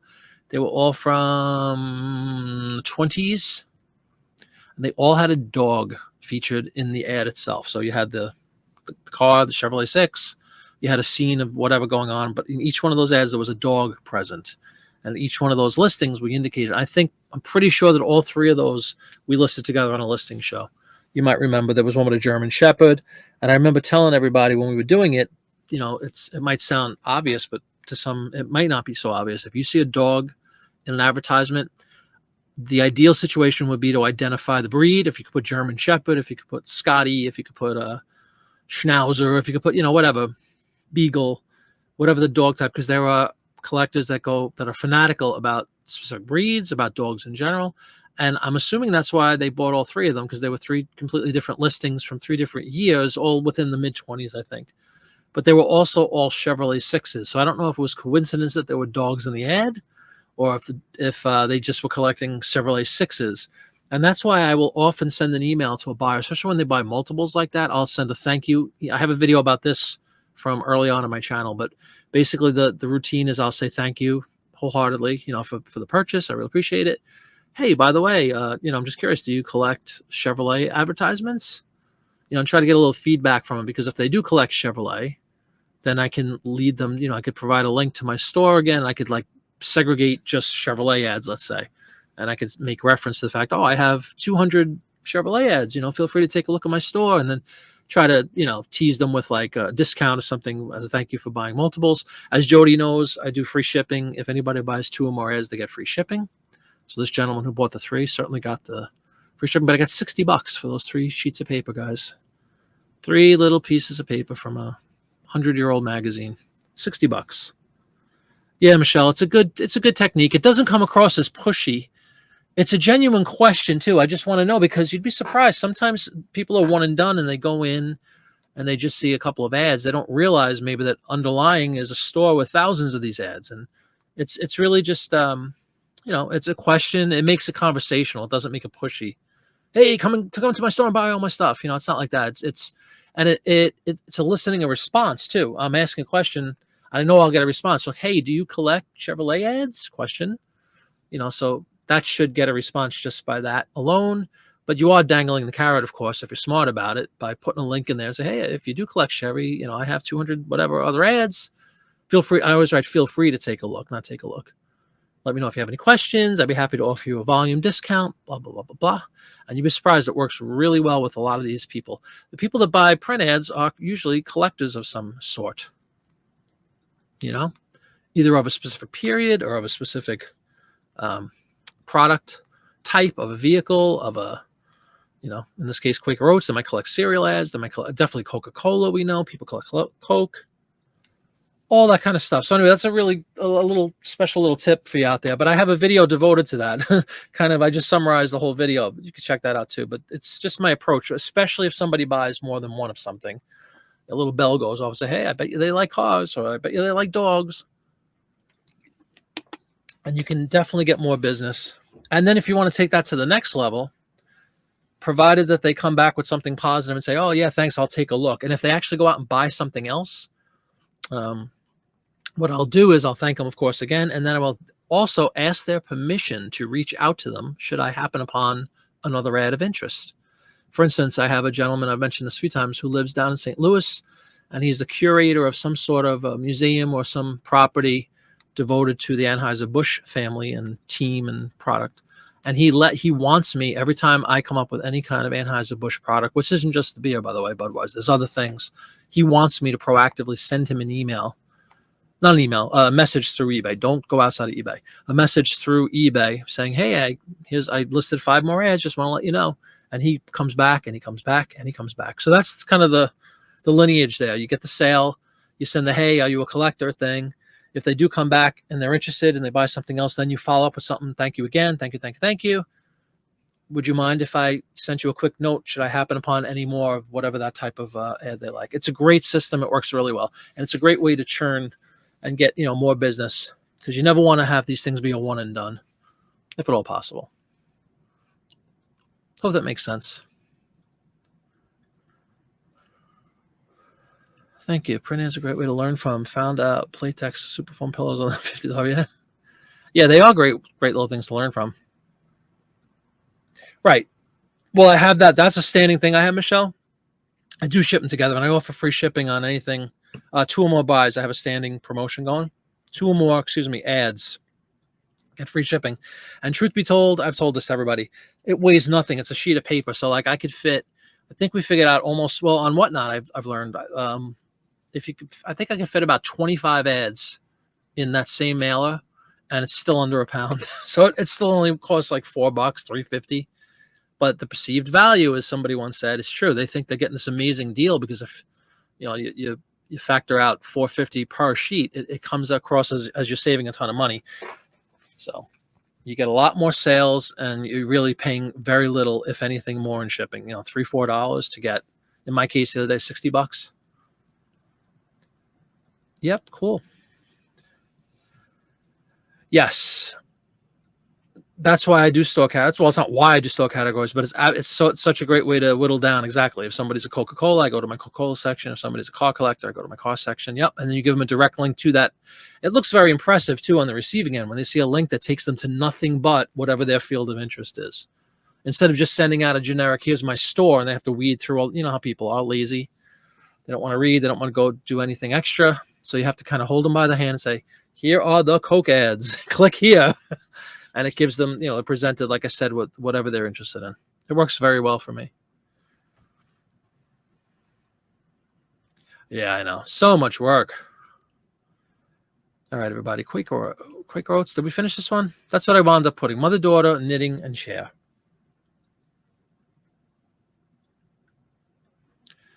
All righty. I am going to release this one to the eBay gods, as we said before. Bam.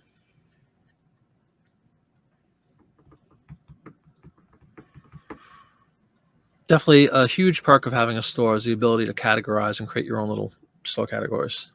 One of the prime benefits, other than the little discount you get in fees, provided you're top rated. Alrighty.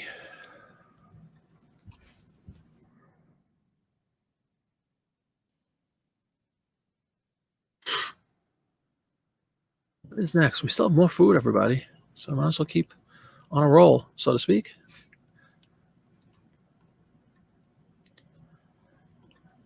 How many more food ads do I have? I don't think there's that many left. But you know what? We'll do the same size, so I don't have to change anything. Here's another one of kind of the same thing. It was like 16. Very up. And what did we just say about doggies? Look at that, everybody. We got Papa with his pipe and slippers, literally pipe and slippers, reading the newspaper as his daughter comes walking over to give him a bowl of puffed rice cereal. But look at that cute little doggy up there. I don't know if you guys can see it. I'd be curious if anybody knows what breed that is.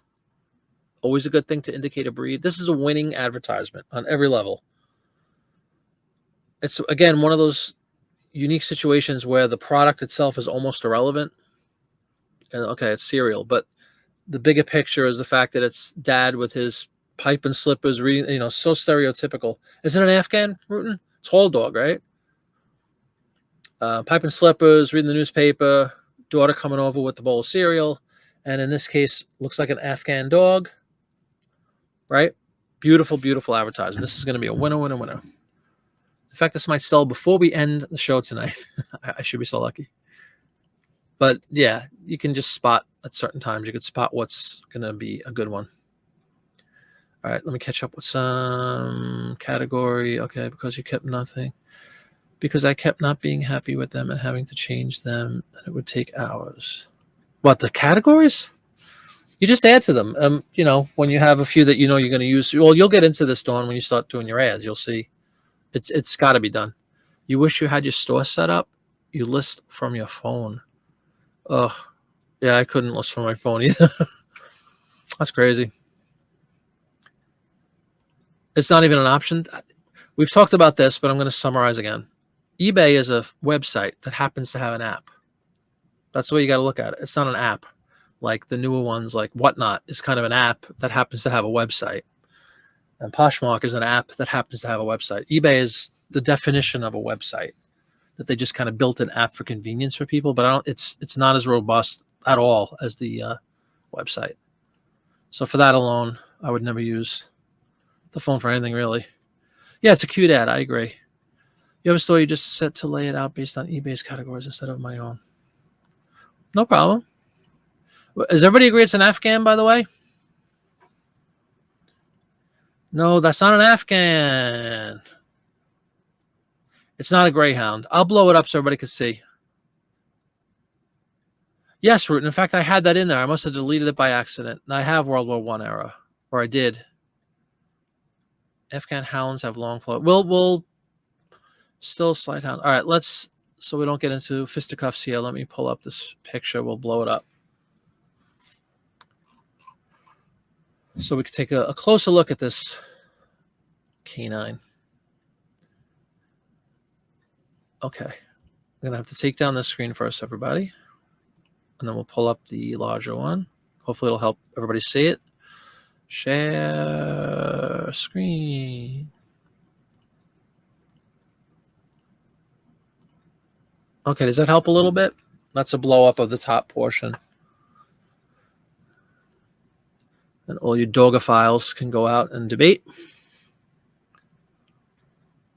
But again, back to Ruten's question. Yes, error. I must have deleted it by accident. I had error in all of them. World War I error. Exactly right. What do you guys think now with a closer look at the doggy?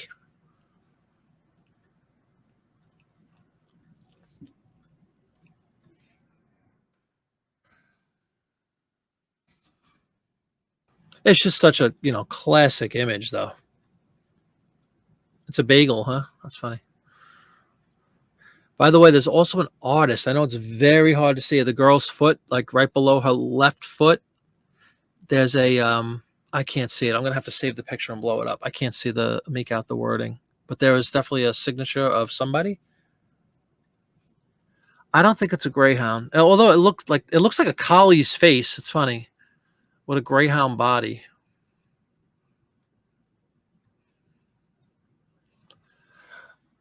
Ideally, we would like to see, we'd like to indicate the breed if at all possible. But if it's a little ambiguous like this one appears to be, it's fine to just write dog. People will be tuned into that as well. But look at Papa sitting there with his pipe. Literally, look at that, folks. Pipe, slippers, newspaper. It's like a scene out of Mary Poppins. Greyhounds and whippets. Whippets have short hair. All right, so inconclusive here on the dog. Bearing in mind this is a drawing, so it might not be a completely accurate. It's not a picture of an actual dog where it would be kind of more matter of fact, All right, let me share the listing screen again.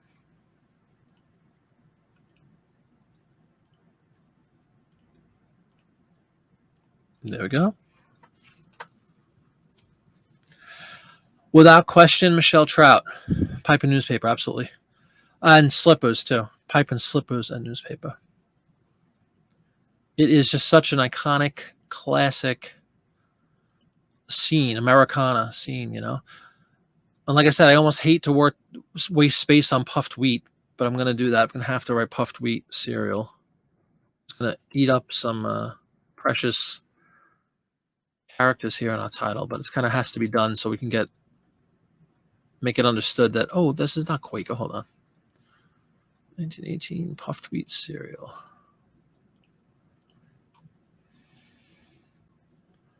Others, I'm going to put other cereal because I don't think this says Russian Greyhound. Anybody have any? I have no idea.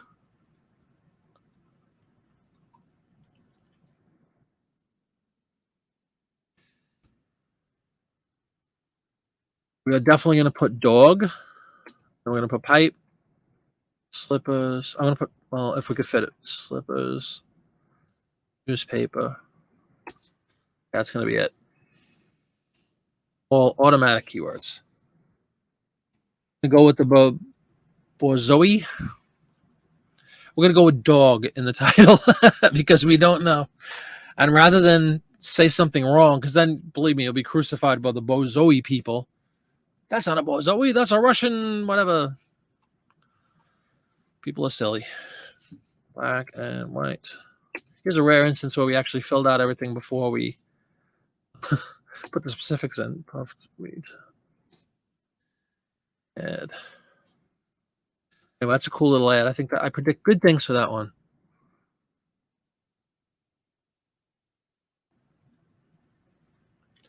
Want to know what the downside of doing these little giveaways is, everybody?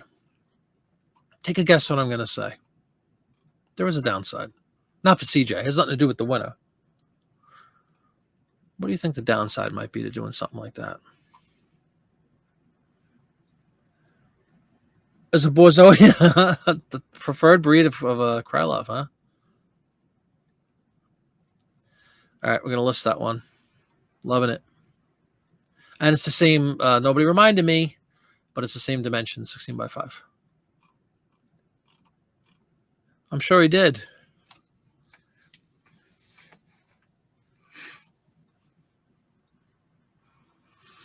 All right, we are rocking and rolling, everybody. Who can think of what I might be thinking of when it comes to these giveaways? How do I ship giveaways without purchasing? PayPal. Antique. Jody.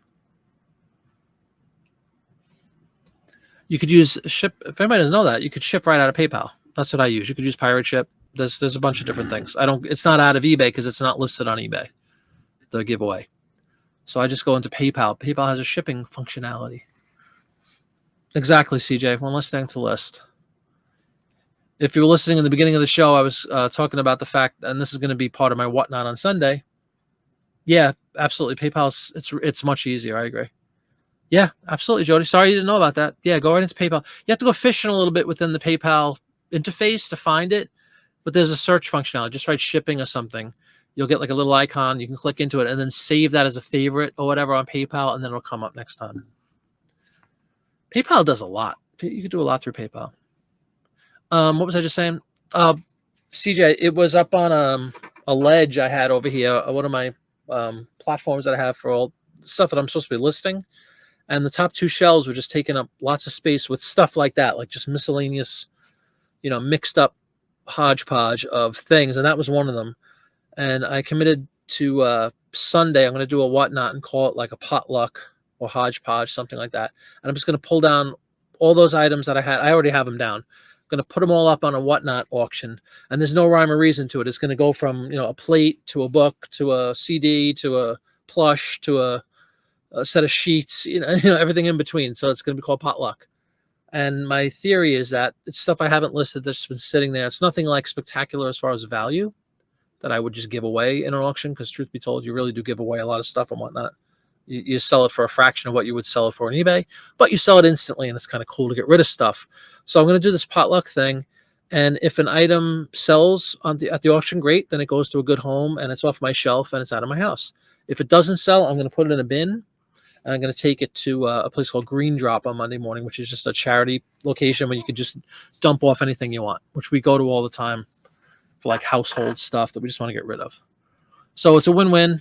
Either somebody gets some new stuff, I make a little bit of money on stuff that was just sitting there anyway, and I clear up 2 new rungs of space, which are a lot of square footage there too.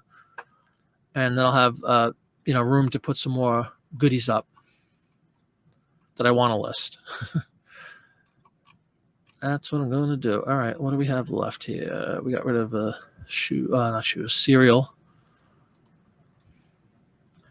All right, keeping with this form factor of the 5x16, we have another one that's that size. And this is for Heinz Vinegar. We've talked about Heinz many times on our shows. 57, Heinz 57. 57 varieties of products, everything under the sun. This one specifically speaks to Heinz Vinegars. Yep, PayPal labels all the way, Rutan. You're welcome. And if you need help, let me know, Jody. I could steer you. Or Pirate Ship. Yeah, I use Pirate Ship too sometimes. Pirate Ship doesn't always give you an option to use media mail. Pirate Ship has a little more, I don't know. Because Pirate Ship, sometimes they port in, you could always do a straight new list, a new shipment out of Pirate Ship. Absolutely. But PayPal, I like it because, first of all, it comes right out of my PayPal. It's easy for tracking. It's very, very user-friendly. But either one works. Your auction was advertised as Barbie stuff. You added all kinds of things and sold almost all. That's fantastic. Congratulations, Michelle. It's awesome. Thank you. Me too. Yeah, exactly. Just clear some room, And it's not junk. Honestly, it's not. It's just stuff I haven't gotten around, for whatever reason, to listing. That's just sucking up space on my shelf. And as we all know, shelf space is a commodity, right? Rutan, you are speaking my language. Nothing better than malt vinegar on some hot salty steak fries. Most delicious thing in the world. If you go to England, nobody puts ketchup on French fries. You put malt, or Ireland, you put malt vinegar. Absolutely delicious. Hopefully you agree, Rutan. If you don't, you're off the show. Used to call mutts Heinz 57s. Mutts, the dogs? Used to call them Heinz. Fish and chips, Rutan. Amen. Absolutely. Right, the chips would be the steak fries. Agreed 1,000,000%, man. That's the food of that's godlike stuff. You'll never have ketchup again if you put some malt vinegar on some French fries and lots of salt. Well, anyway, here we go. Heinz Vinegar. Exciting product. And it's pretty cool. We've done a few of these ads. You can see in the background. It's hard to see, I know, on this small screen, but on the very top of the ad, that's the Heinz factory in Pittsburgh.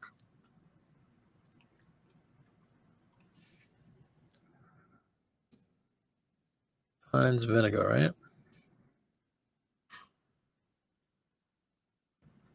Put this in condiments. Oh, that's actually pretty funny, Don. Hold on. I didn't get the connection, but now I do get it. Because they have so many different, yeah. That's cool. All right, let's fill out our specifics, black and white. Original. Brand is Heinz. Brand. Nobody answered the question. Why do you think? What is the one downside of doing giveaways, everybody? The winner will get a free giveaway. No, I'm only kidding. I just want to know if you guys are on the same page and notice things.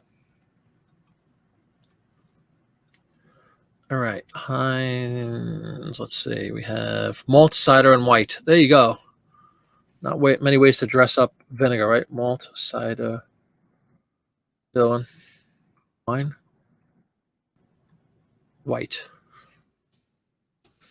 57 varieties. Pittsburgh. 2 R's and varieties, apparently. How do you spell varieties?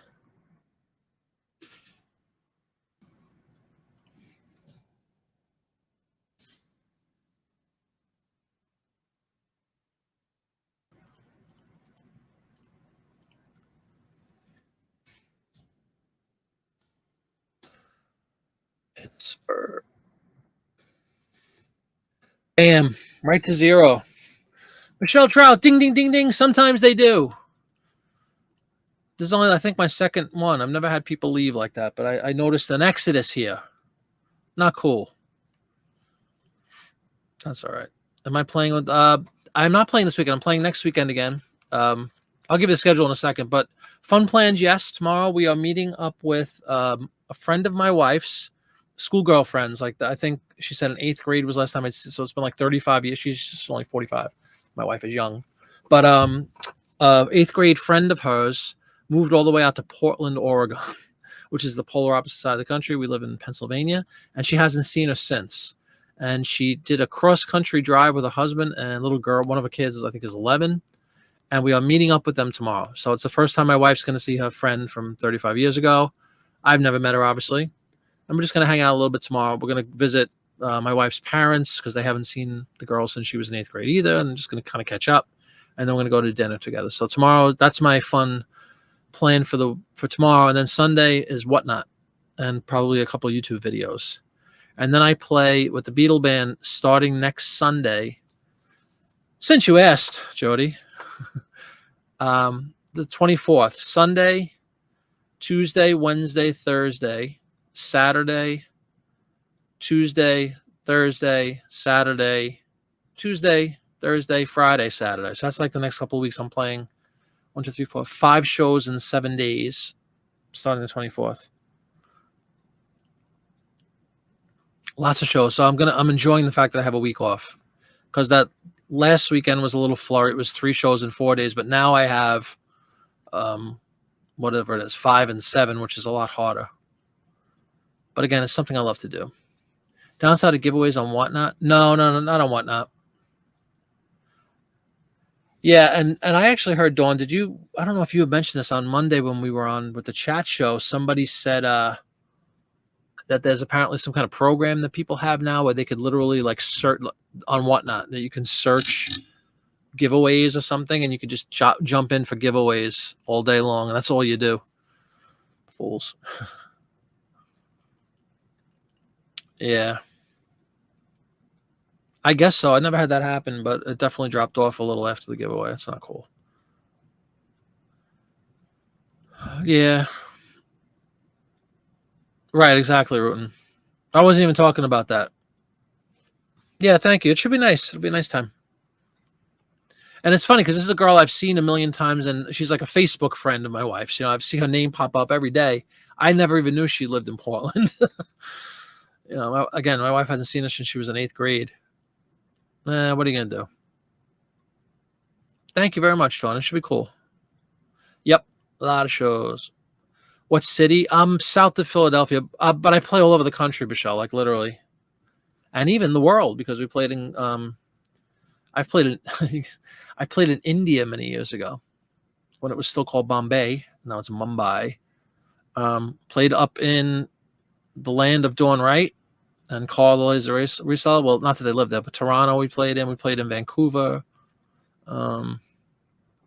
But mostly the U.S. But we've dabbled. We did the one crazy Indian gig, and then we played in Canada a few times. So where are you, Michelle? Because I could tell you when we're coming to a city near you. Sort of, Dawn. Yeah, the same thing. It's like up and down, up and down, up and down. The Sunday, let me go to the specifics. 24. It begins next Sunday, right? Florham Park, New Jersey, which is like near New York.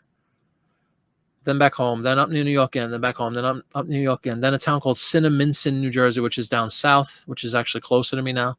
And then the following Saturday, we go down to Williamsburg, Virginia, which is going to be fun.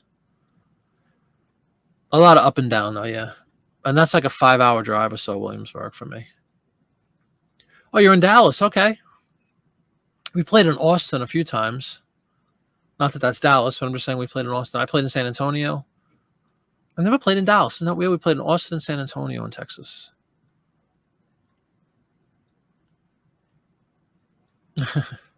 You had one giveaway with 2 people enter on Whatnot, so they giveaway people do miss some. Remember, you're not obligated to do giveaways on Whatnot. I did some in the beginning, and then it's like, it depends on how it goes. If things are going nifty, I'll do a giveaway. If nobody's buying anything, I'm not going to give away stuff. It's bad enough if you're not selling. I'm not going to start giving stuff away. That's not an obligation. Yeah, it's really cool. Let me know if you don't have any venues in Dallas that might support an act of ours. We're like a Broadway show. It's a big to do production. We play lots of theaters and things like that. But then we play, summertime. We do play a lot of the shows that I'm playing next week are like big outdoor, like summer festivals, and they have them all over the country. Like town festivals, summer festivals. The show we did on Sunday, which was supposed to take place 4th of July weekend, but was rained out even though there wasn't any rain. I don't know how to explain that, but that was a frustrating thing. That was phenomenal. They had a big fireworks show after we played, and I was like right in front. We were off in this side area that was blocked off by police. Like that's where we changed and stuff so that the crowds wouldn't go back there. And it was really close proximity to where they're actually launching these huge fireworks. I should put that video up on my YouTube. That would be cool. You guys could see it, but it was a spectacular show, and we were like right there to view it. Like we had a private viewing. It was really cool. Did we list the vinegar yet? Did I hit submit? Let me check.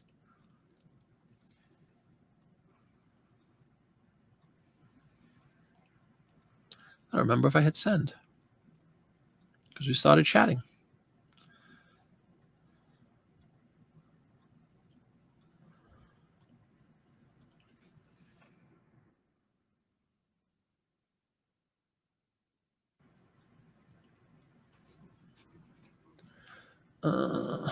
Where is my active? Sorry, guys. I got a couple of offers coming in. Might as well acknowledge them while we're here. No, puff wheat was less. Okay, so we need to submit this one, right? 57 varieties, Pittsburgh. Okay. Bye-bye to the Heinz Vinegar. Oh, no problem, CJ. And if I don't see you, have a great weekend. And thanks again, as always. And your plate will be going out Monday morning. Let me know when you get it, please. And don't forget to send me that email, okay, with your address, information, jiminyflipit@gmail.com, and I'll send it right out to you. And thanks again, CJ, for everything you do for the show. I appreciate it very much.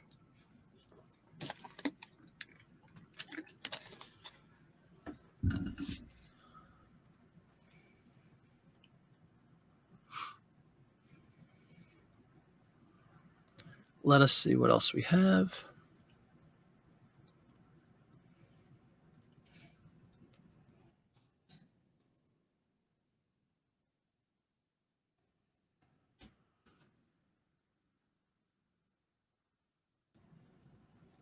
Okay.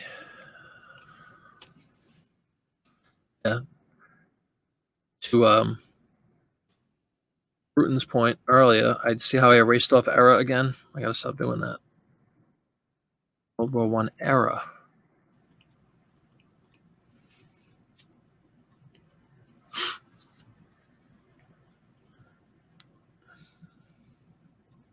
Do we have any food left? Let me see. Or do we want to go into something else?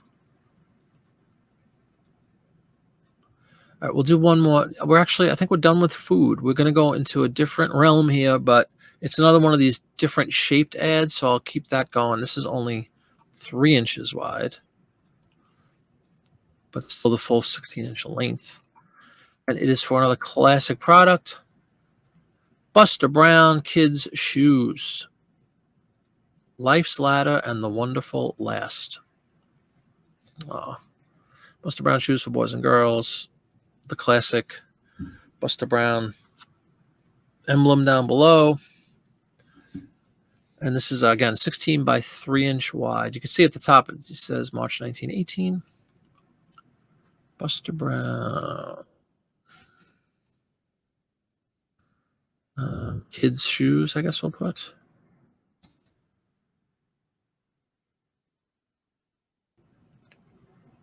Clothing, shoes, 20 to 49. What year? No, we're in 1918.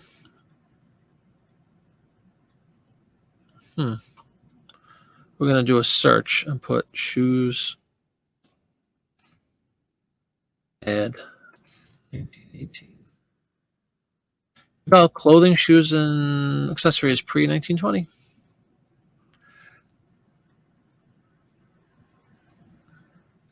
You have to keep swiping away. Yeah, I know. They keep popping up here, too.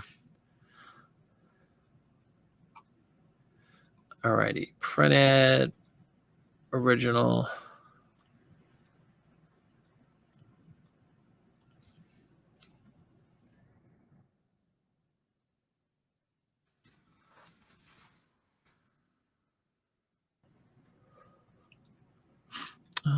Color is black and white.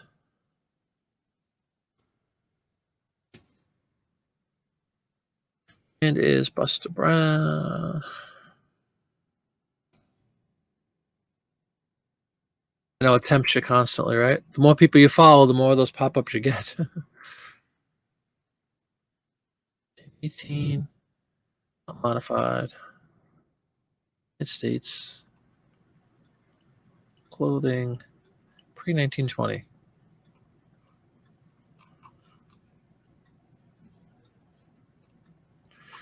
Ain't it the truth, Allie?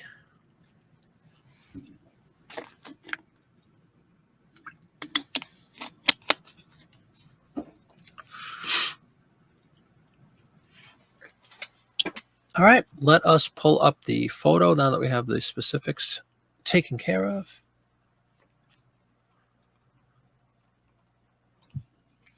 Oh, it's a kid climbing a ladder. No idea if it's a boy or a girl. They look like boots more than shoes, but apparently they're just shoes. Life's ladder. I kind of like that expression. Yeah, and this time you mean it, right, Dawn?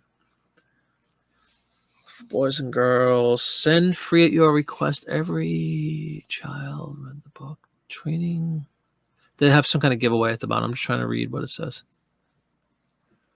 Oh, that's a cool slogan. It says Buster Brown shoes first because they last. So we have an option. I'm gonna put Life's Ladder. I just think that's a kind of cool expression.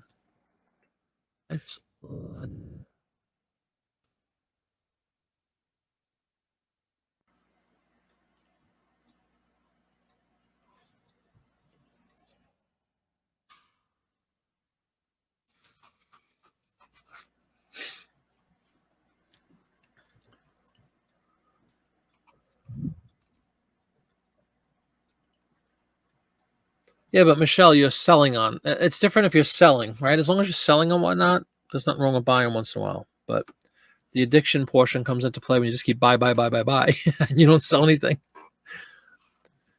Life's Ladder. What else, guys? First because they last. I think we could fit that. No. Anybody agree that these? I mean, is that where is Win a Crow when you need her? Where are my fashionistas? Where is Annie? For the love of God. Where are my fashionistas? Dawn, what kind of shoes are we looking at there? Are they called anything? Does anybody know what 1918 shoes? Is that like a style? Can anybody tell me? Jody, do you know anything about 1918 shoes? They didn't teach us this in school, folks.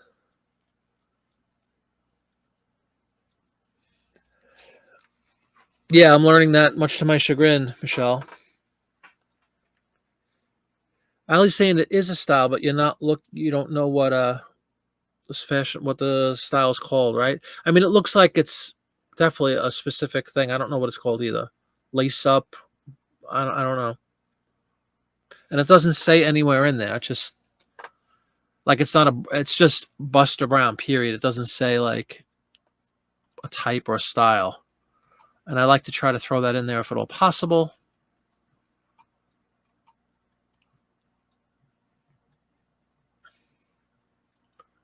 It is a style, but I'm not good at fashion. That's okay. Look like horse boot. Yeah, they kind of do. Gonna have to embiggen those. Yeah, I'll blow them up. Maybe lace up. That's what I said that. Equestrian, says Jody. Hang on. I really don't think they are. They're just kid shoes, but all good points. Hold on. I'll blow it up. It's a good thing. A good point. Doing right. Hold on. We'll pull this one up. And we'll take a look, and maybe the close-up will give us a little more information. If there's a style we can reference, I always try to. If not, we'll just leave it at kids' shoes, because it doesn't even say boy or girl. I have no idea. All right. There we go. Does that help at all? You see how they kind of look like boots. Oh, Ali says equestrian will go to the knees, so that would take them. They're like ankle high, right? I agree with Michelle with lace up.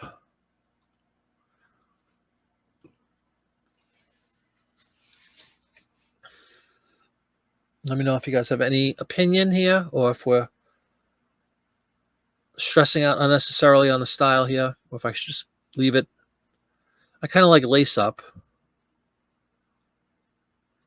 I bet you Win a Crow is out there with a dog. I bet you she would know. I bet you Annie would know. I don't know. Anybody have anything? Dawn, we made it bigger for you. You see anything that would help?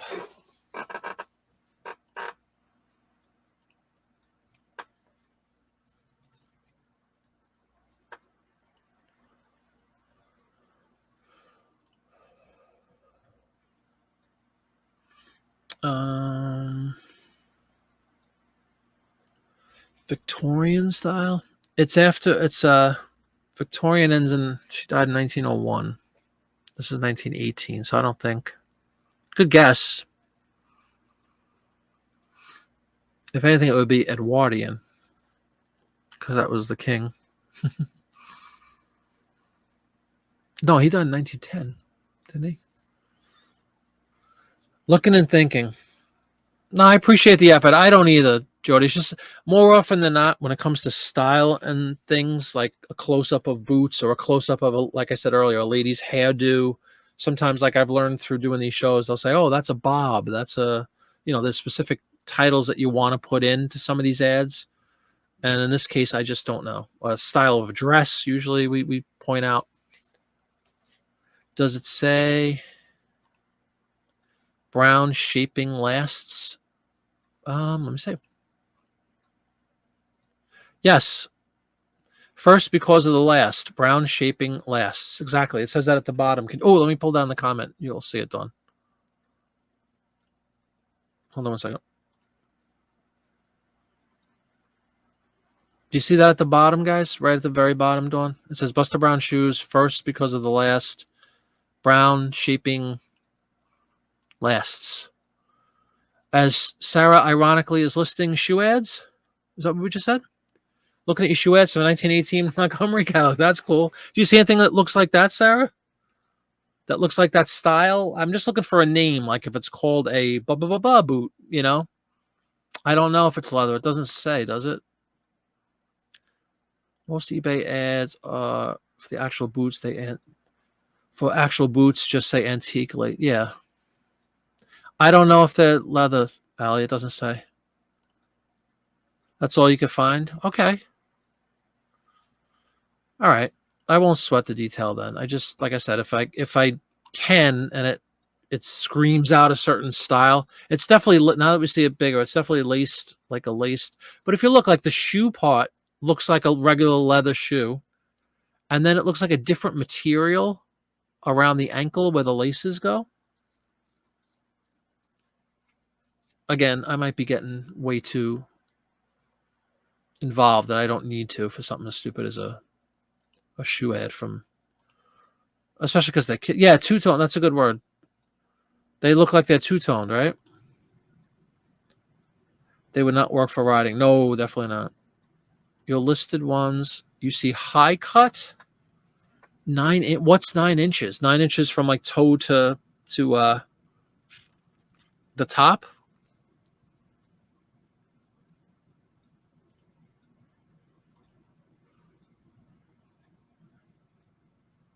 But high cut kind of looks right. They look like the high cut. Oh, I'm sorry. I'm sitting here talking to everybody. I forgot to pull up my my share screen. Hang on.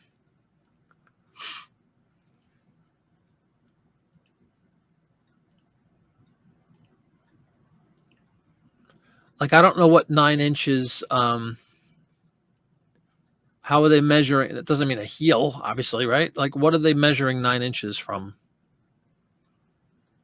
Sarah Burns, or anybody else who might know? Or should we just leave it and say it's shoes? Because we just don't know a specific style. I like lace up. That can't hurt, right? Is that 2 words? Lace up.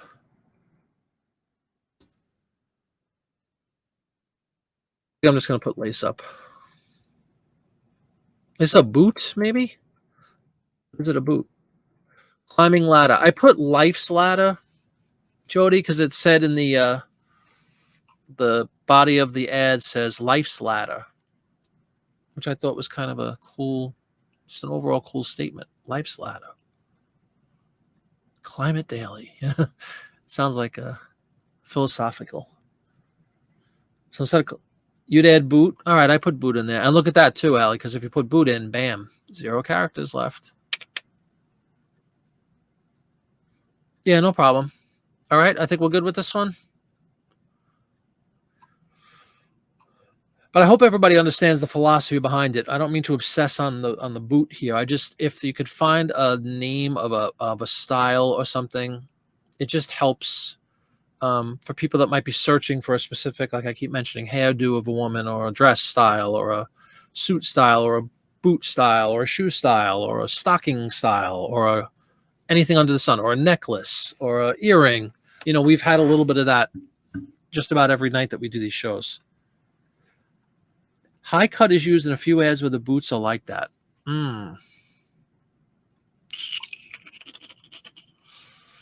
Just when I was ready to hit send, Sarah. High cut. I can't fit high cut and lace up boot. He does have antique in there. Yes, I do. Who said something about antique? Yeah, antique is in there, Michelle, all the time. It's an antique print ad, like we talked about, because it's over 100 years. So that's a stand. All these ads for this magazine specifically, I'm always going to have antique print ad and World War I era. All right, I'm just gonna let's move on. Let's move on. I don't think that one word's going to make or break the sale here, but at the same time, I hate the thought of missing something key. You know, not just a style of a shoe, but like anything like that. Like we talked about the dog earlier. If we knew matter of factly that that was a greyhound or that was whatever, you definitely want to put that in if you know for sure a German Shepherd. You know, ones that are easier to identify then. But this shoe is just like, I don't know. Apparently, we can't figure out what the heck the style might be called. So we're going to move on. You know, see, maybe somebody that does buy it will know what they're talking. Will know, you know, they know what they're looking for. They might just see the visual. Most people, you do notice, I'm sure everybody realizes that on eBay. We shop with our eyes with the pictures 90% of the time. And then, of course, you click on the picture, right? The picture intrigues you. You click on it, and if you're not as lazy as most people, you actually read a little bit about the article that you want to buy. And I think most people just see the picture and the price. Quick gaze. Quick gaze. Alrighty. So bye-bye to Buster Brown. And see it's funny because there's a couple of other ads that all have something like that where I would need some assistance with style kind of questions.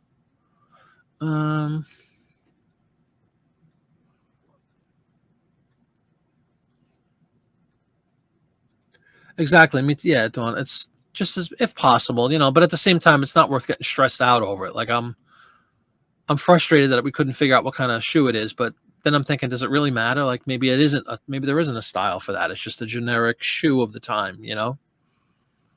Plus, if you notice, like I said, the ad says boys and girls shoe. So is it just one shoe for boys or girls? There's no difference? I don't know.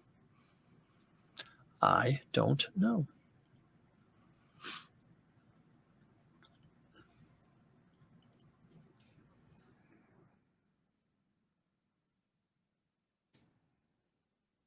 Alrighty, let's see. Maybe we'll do one or two more. It's 8:30 already. I have some weird ones, like just weird products that we don't usually see. Here's like, I'll pull this one up because it's interesting. And it actually has photos instead of just illustrations. It's kind of dark. But you want to talk about something interesting. We have a product called Kleinert's. Apparently they make some sort of plastic or something. Let's see. If you look at the top left with the lady right under the word, it says Kleinert's New Era Dress Shields, which look like, I guess, shoulder pads kind of. To the right of her, you see it says Millinery for Mermaids, a wide choice of bewitching effects in caps, hats, and bonnets. So I think it's I correct me if I'm wrong, if you guys know, but the Kleiners, it looks like they make some sort of fabric. Then below the main lady, you see a little baby crying in dad's arms, I guess. It says, baby has to tell you when he needs attention. Kleinart's waterproof baby pants. And then at the back, of the bottom right, you can see it's just like a roll of this plasticky product, whatever the heck it is. So this is something brand new to me. I've never heard of or seen Kleinart's. We could do a little digging on the Google maybe and learn about what the heck this is. It's some kind of waterproof fabric, I guess, because it's being used as a waterproof baby pants, a bathing cap, and whatever the heck. Mermaid is a great keyword. You know, it is. And whatever the heck a dress shield is. Sew the new binding under the center seam direct to the armhole without any danger of perforating the rubber. Oh, it's rubber.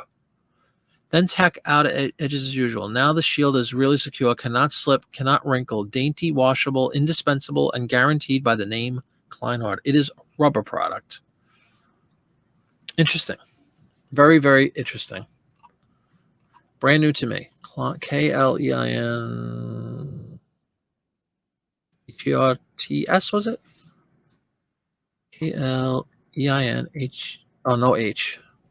Kleinherts. I'm going to put rubber. Yes, thank you, Sarah.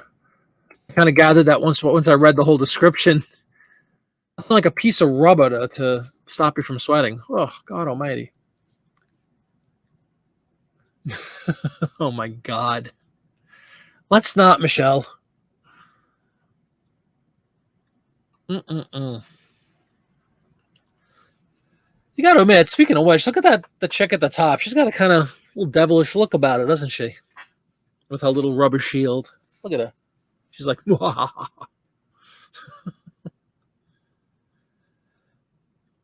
you had said that mermaid is a great word, right? But does it actually say mermaid? It says, oh, yeah, millinery for mermaids. Yes, it does. Never mind that. I was going to say, where do you see mermaids? Right there. Millinery for mermaids. You got I mean, really, you have some monster keywords. You have a baby, automatic, right? Baby, cute baby, whatever you want to say. Mermaids, bathing cap, swim cap, however you want to say that. So we don't really have to get too crazily detailed as far as like the picture itself. Let me see if there's a category for this. Kleinhart's rubber. And for some reason, eBay's pointing me towards cereal. Kleinhart's. Let's see if that helps. Sometimes if you erase off the other stuff, it'll give you.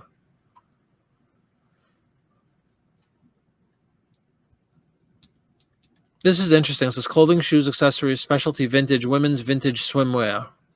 But that's, again, vintage swimwear, actual pieces, not advertising. It said advertising for vintage swimwear. Excuse me, I just hit my microphone screen. Sorry about that.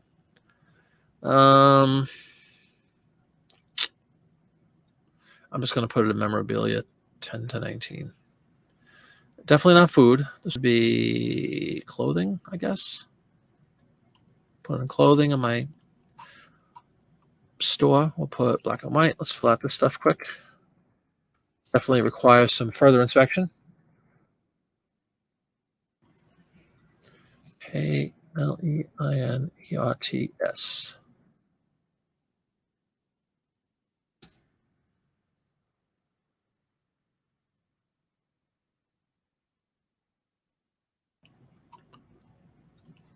Okay.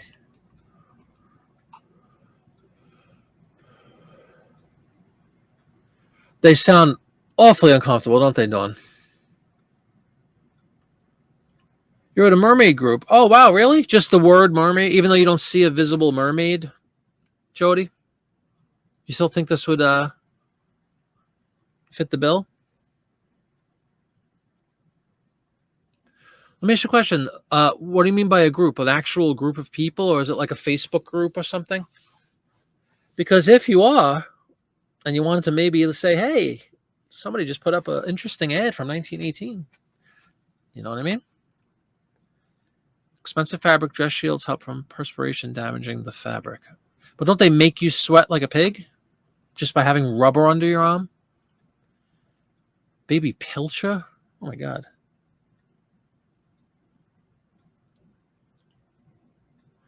You said, sorry, I never heard of them before. Wonder if there was a couple. I would agree. We got Allie doing some research. Looking at an article about rubber and fashion, it notes that World War I Germans, well, we're in World War I, came up with synthetic rubber that was expensive. And Kleinert certainly sounds like a German name. Allie.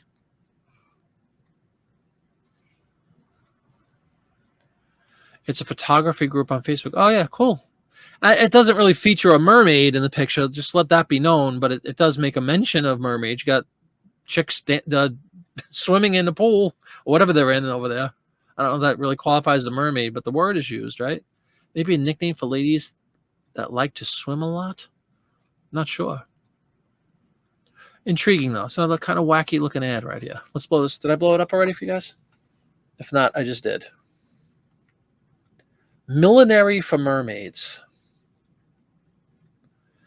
And they're billing these things as bewitching.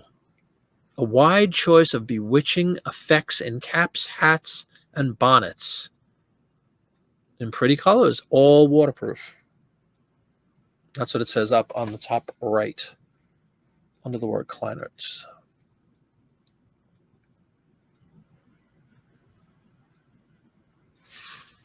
I thought they were shoulder pads when I saw the picture, Sarah, like those little cotton shoulder pads you could throw in, but not realizing that it's all rubber product.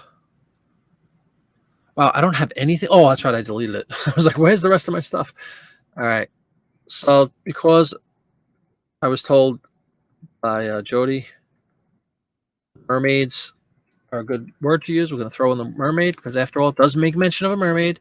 We're going to put baby because babies are babies and people collect stuff with babies in it. Millinery for mermaids, waterproof baby pants. No wonder the kid is crying. Imagine having a thing of rubber pants on you. Oh, awful. Oh, I'm gonna do it, Jody. I like it. The word is used. It's a legitimate use of the word, right? Because it says millinery for mermaids. I kind of like it. Maybe I'll put baby and like baby pants. Should I put? What a bizarre combination of words there, huh? World War I era mermaids and baby pants. That phrase may have never been uttered by humankind until tonight. World War I era mermaids, baby pants. Has that string of words ever come out of anyone's mouth prior to just now? Probably not. You know what I mean, Jody? I can't think. If it has been done, I can't think of many times it's been said. Why would it ever be said?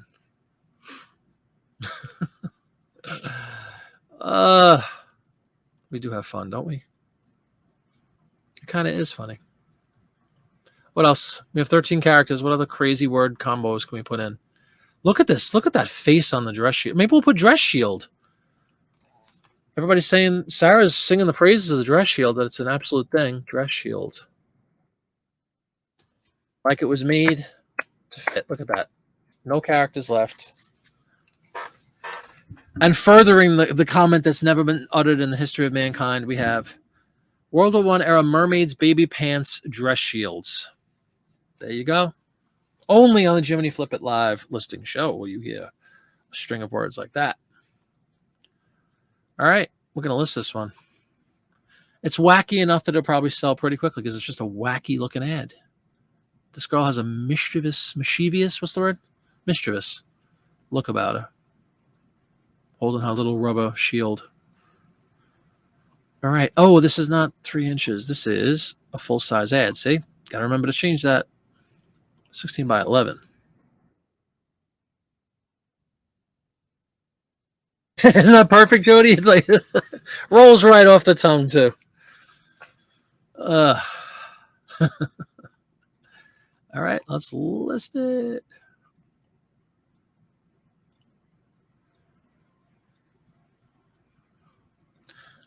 On a complete side note that means nothing to anybody but me, today is my Uncle Ben's 80th birthday. 80th birthday. Happy birthday, Uncle Ben, down in Florida, just in case he's watching.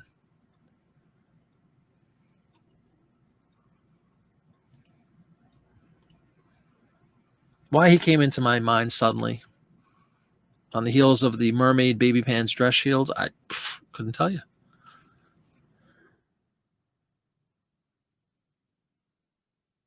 Alrighty. It's gonna be a tough one to top, but let's see if we can top that one. Get out of my face, Kleinerts. That's up there for consideration of the wackiest ad of the year. That's definitely a contender. See, again, we have a lot of. I don't know if you guys are. Thank you very much, Jody. Happy birthday, Uncle Ben. Uncle Ben is good people. Uncle Ben was a minor league pitcher in the Baltimore Orioles organization, but got hurt before he could make it to the majors. It's a shame. But he was a police officer for 30 plus years. He was a bus driver originally when I was a kid. I remember that in New York's MTA system.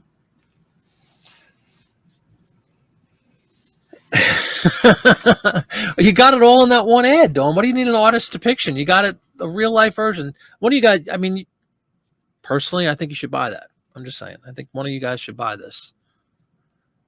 Joe, do you want something interesting for your room? Right next to the other nice ad, you can put up rubber pants. All right, let's do one more. It's 8:45. I'm gonna do one more, and then I'm gonna sign off for the evening. And then I hope to see everybody on Whatnot on Sunday. Check out my potluck potpourri. What should the last one be? Let's pick another winner here.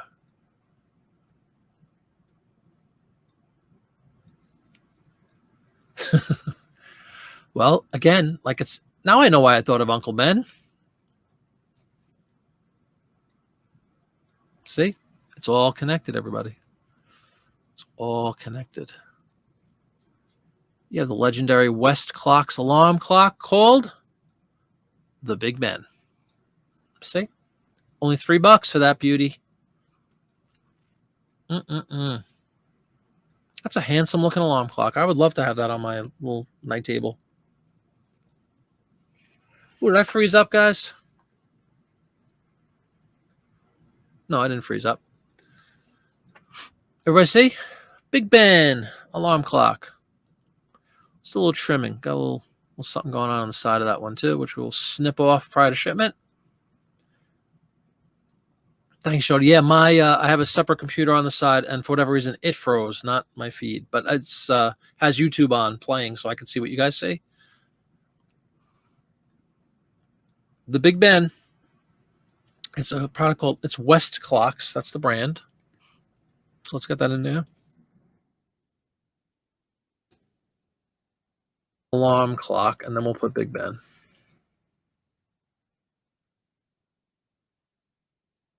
I know for sure they have a clock section. Advertising, merchandise and memorabilia, clocks. No, it's not listed yet, Michelle, but thank you for the reminder. I'll get it up. I was just talking about it like literally right before we went up on tonight's show. I will be, I'll add it so you can bookmark it. Thank you. It will be a potpourri, like I said, Dawn. Potluck, potpourri, hodgepodge of stuff. Under the guise of estate sale finds. I think that's what we're going to put it in. And as Dawn indicated, I will seriously indicate that it is going to be a hodgepodge. It's going to be a mishmash. It's going to be a scrambled egg. One of the words we could use to describe a series of items that have absolutely zero connection with one another. No consistency whatsoever. In an ongoing effort to clear room down here in my storage area. Thanks, Michelle. You could try. Oh, what else can I ask? Just try. All right, brand is West Clocks. Black and white. The ink is black. Anybody like Three Dog Night when they were a kid or a young person? I was a big fan of the band Three Dog Night. Famous song called Black and White. Just popped to my head. I wonder why. Everybody knows Joy to the World, of course, but they had a bunch of really great songs. 3 individual singers, one of which is no longer with us. Corey Wells passed away a few years ago of cancer, unfortunately. F cancer. I think that's a universal feeling. West Clocks, alarm clock, Big Ben. So we got to put Big Ben, right?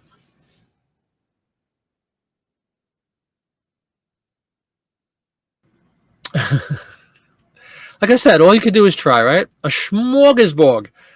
Doing right. Tomorrow, I told you we're going to be going to dinner with my wife's long-lost friend from Oregon. Another thing, like there's a combination of words occurring in this last 10 minutes or so that just defy description. I will be hitting a restaurant known as Shady Maple Smorgasbord. It is absolutely delicious. It's all you can eat. It's like a giant smorgasbord. It's legendary in these parts. It's like the Amish people run it, and it's delicious. It's a potpourri of food. It's everything under the sun. All you can eat. Absolutely delicious. And we will be heading there tomorrow. I'm going to be there with bells on because it's so good. But it's called Shady Maple Smorgasbord. Look it up, folks. Tell them Jiminy sent you. State sale pilaf. There you go. Yep, exactly. All right. We still have 21 characters. My goodness. What more could we say about an alarm clock, everybody?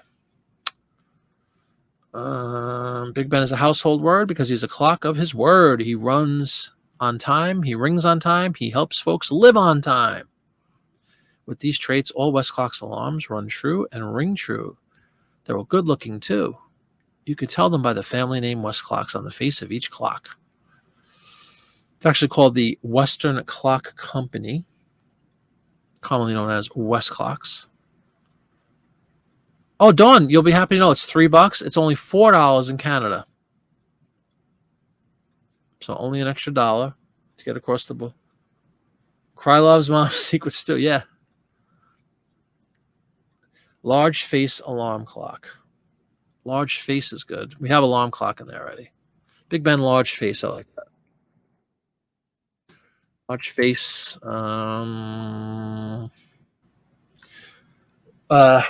Wind up. What about the word wind up? Obviously, it's not electric. Wind up? What do you think of wind up?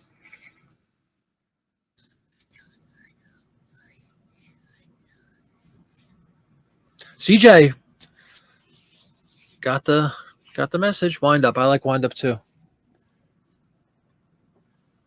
Is anybody on Popeye's group chat on Instagram? Because that thing is going berserk right now too for the last half hour.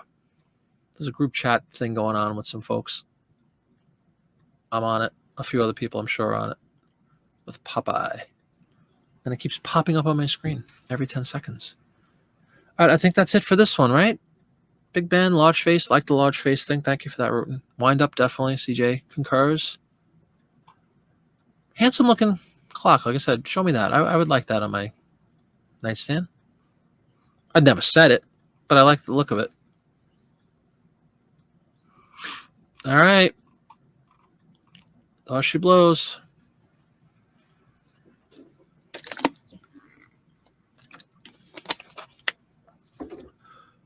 Success. You've listed your item for sale. That's what we want to see.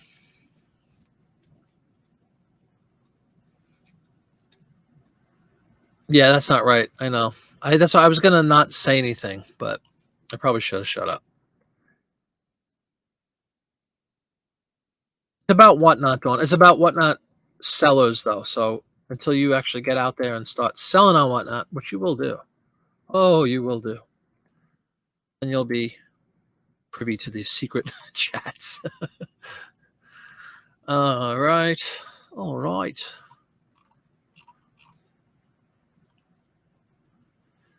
Well, tough act to follow, I know, because, again, some of the wacky rubber-related items we just listed, probably the first people in history to list that ad, too.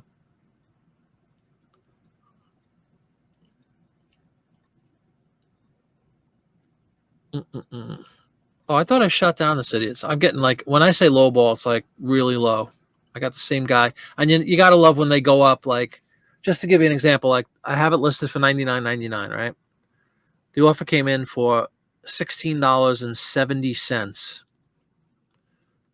It was immediately declined. Then the Weisenheimer comes back with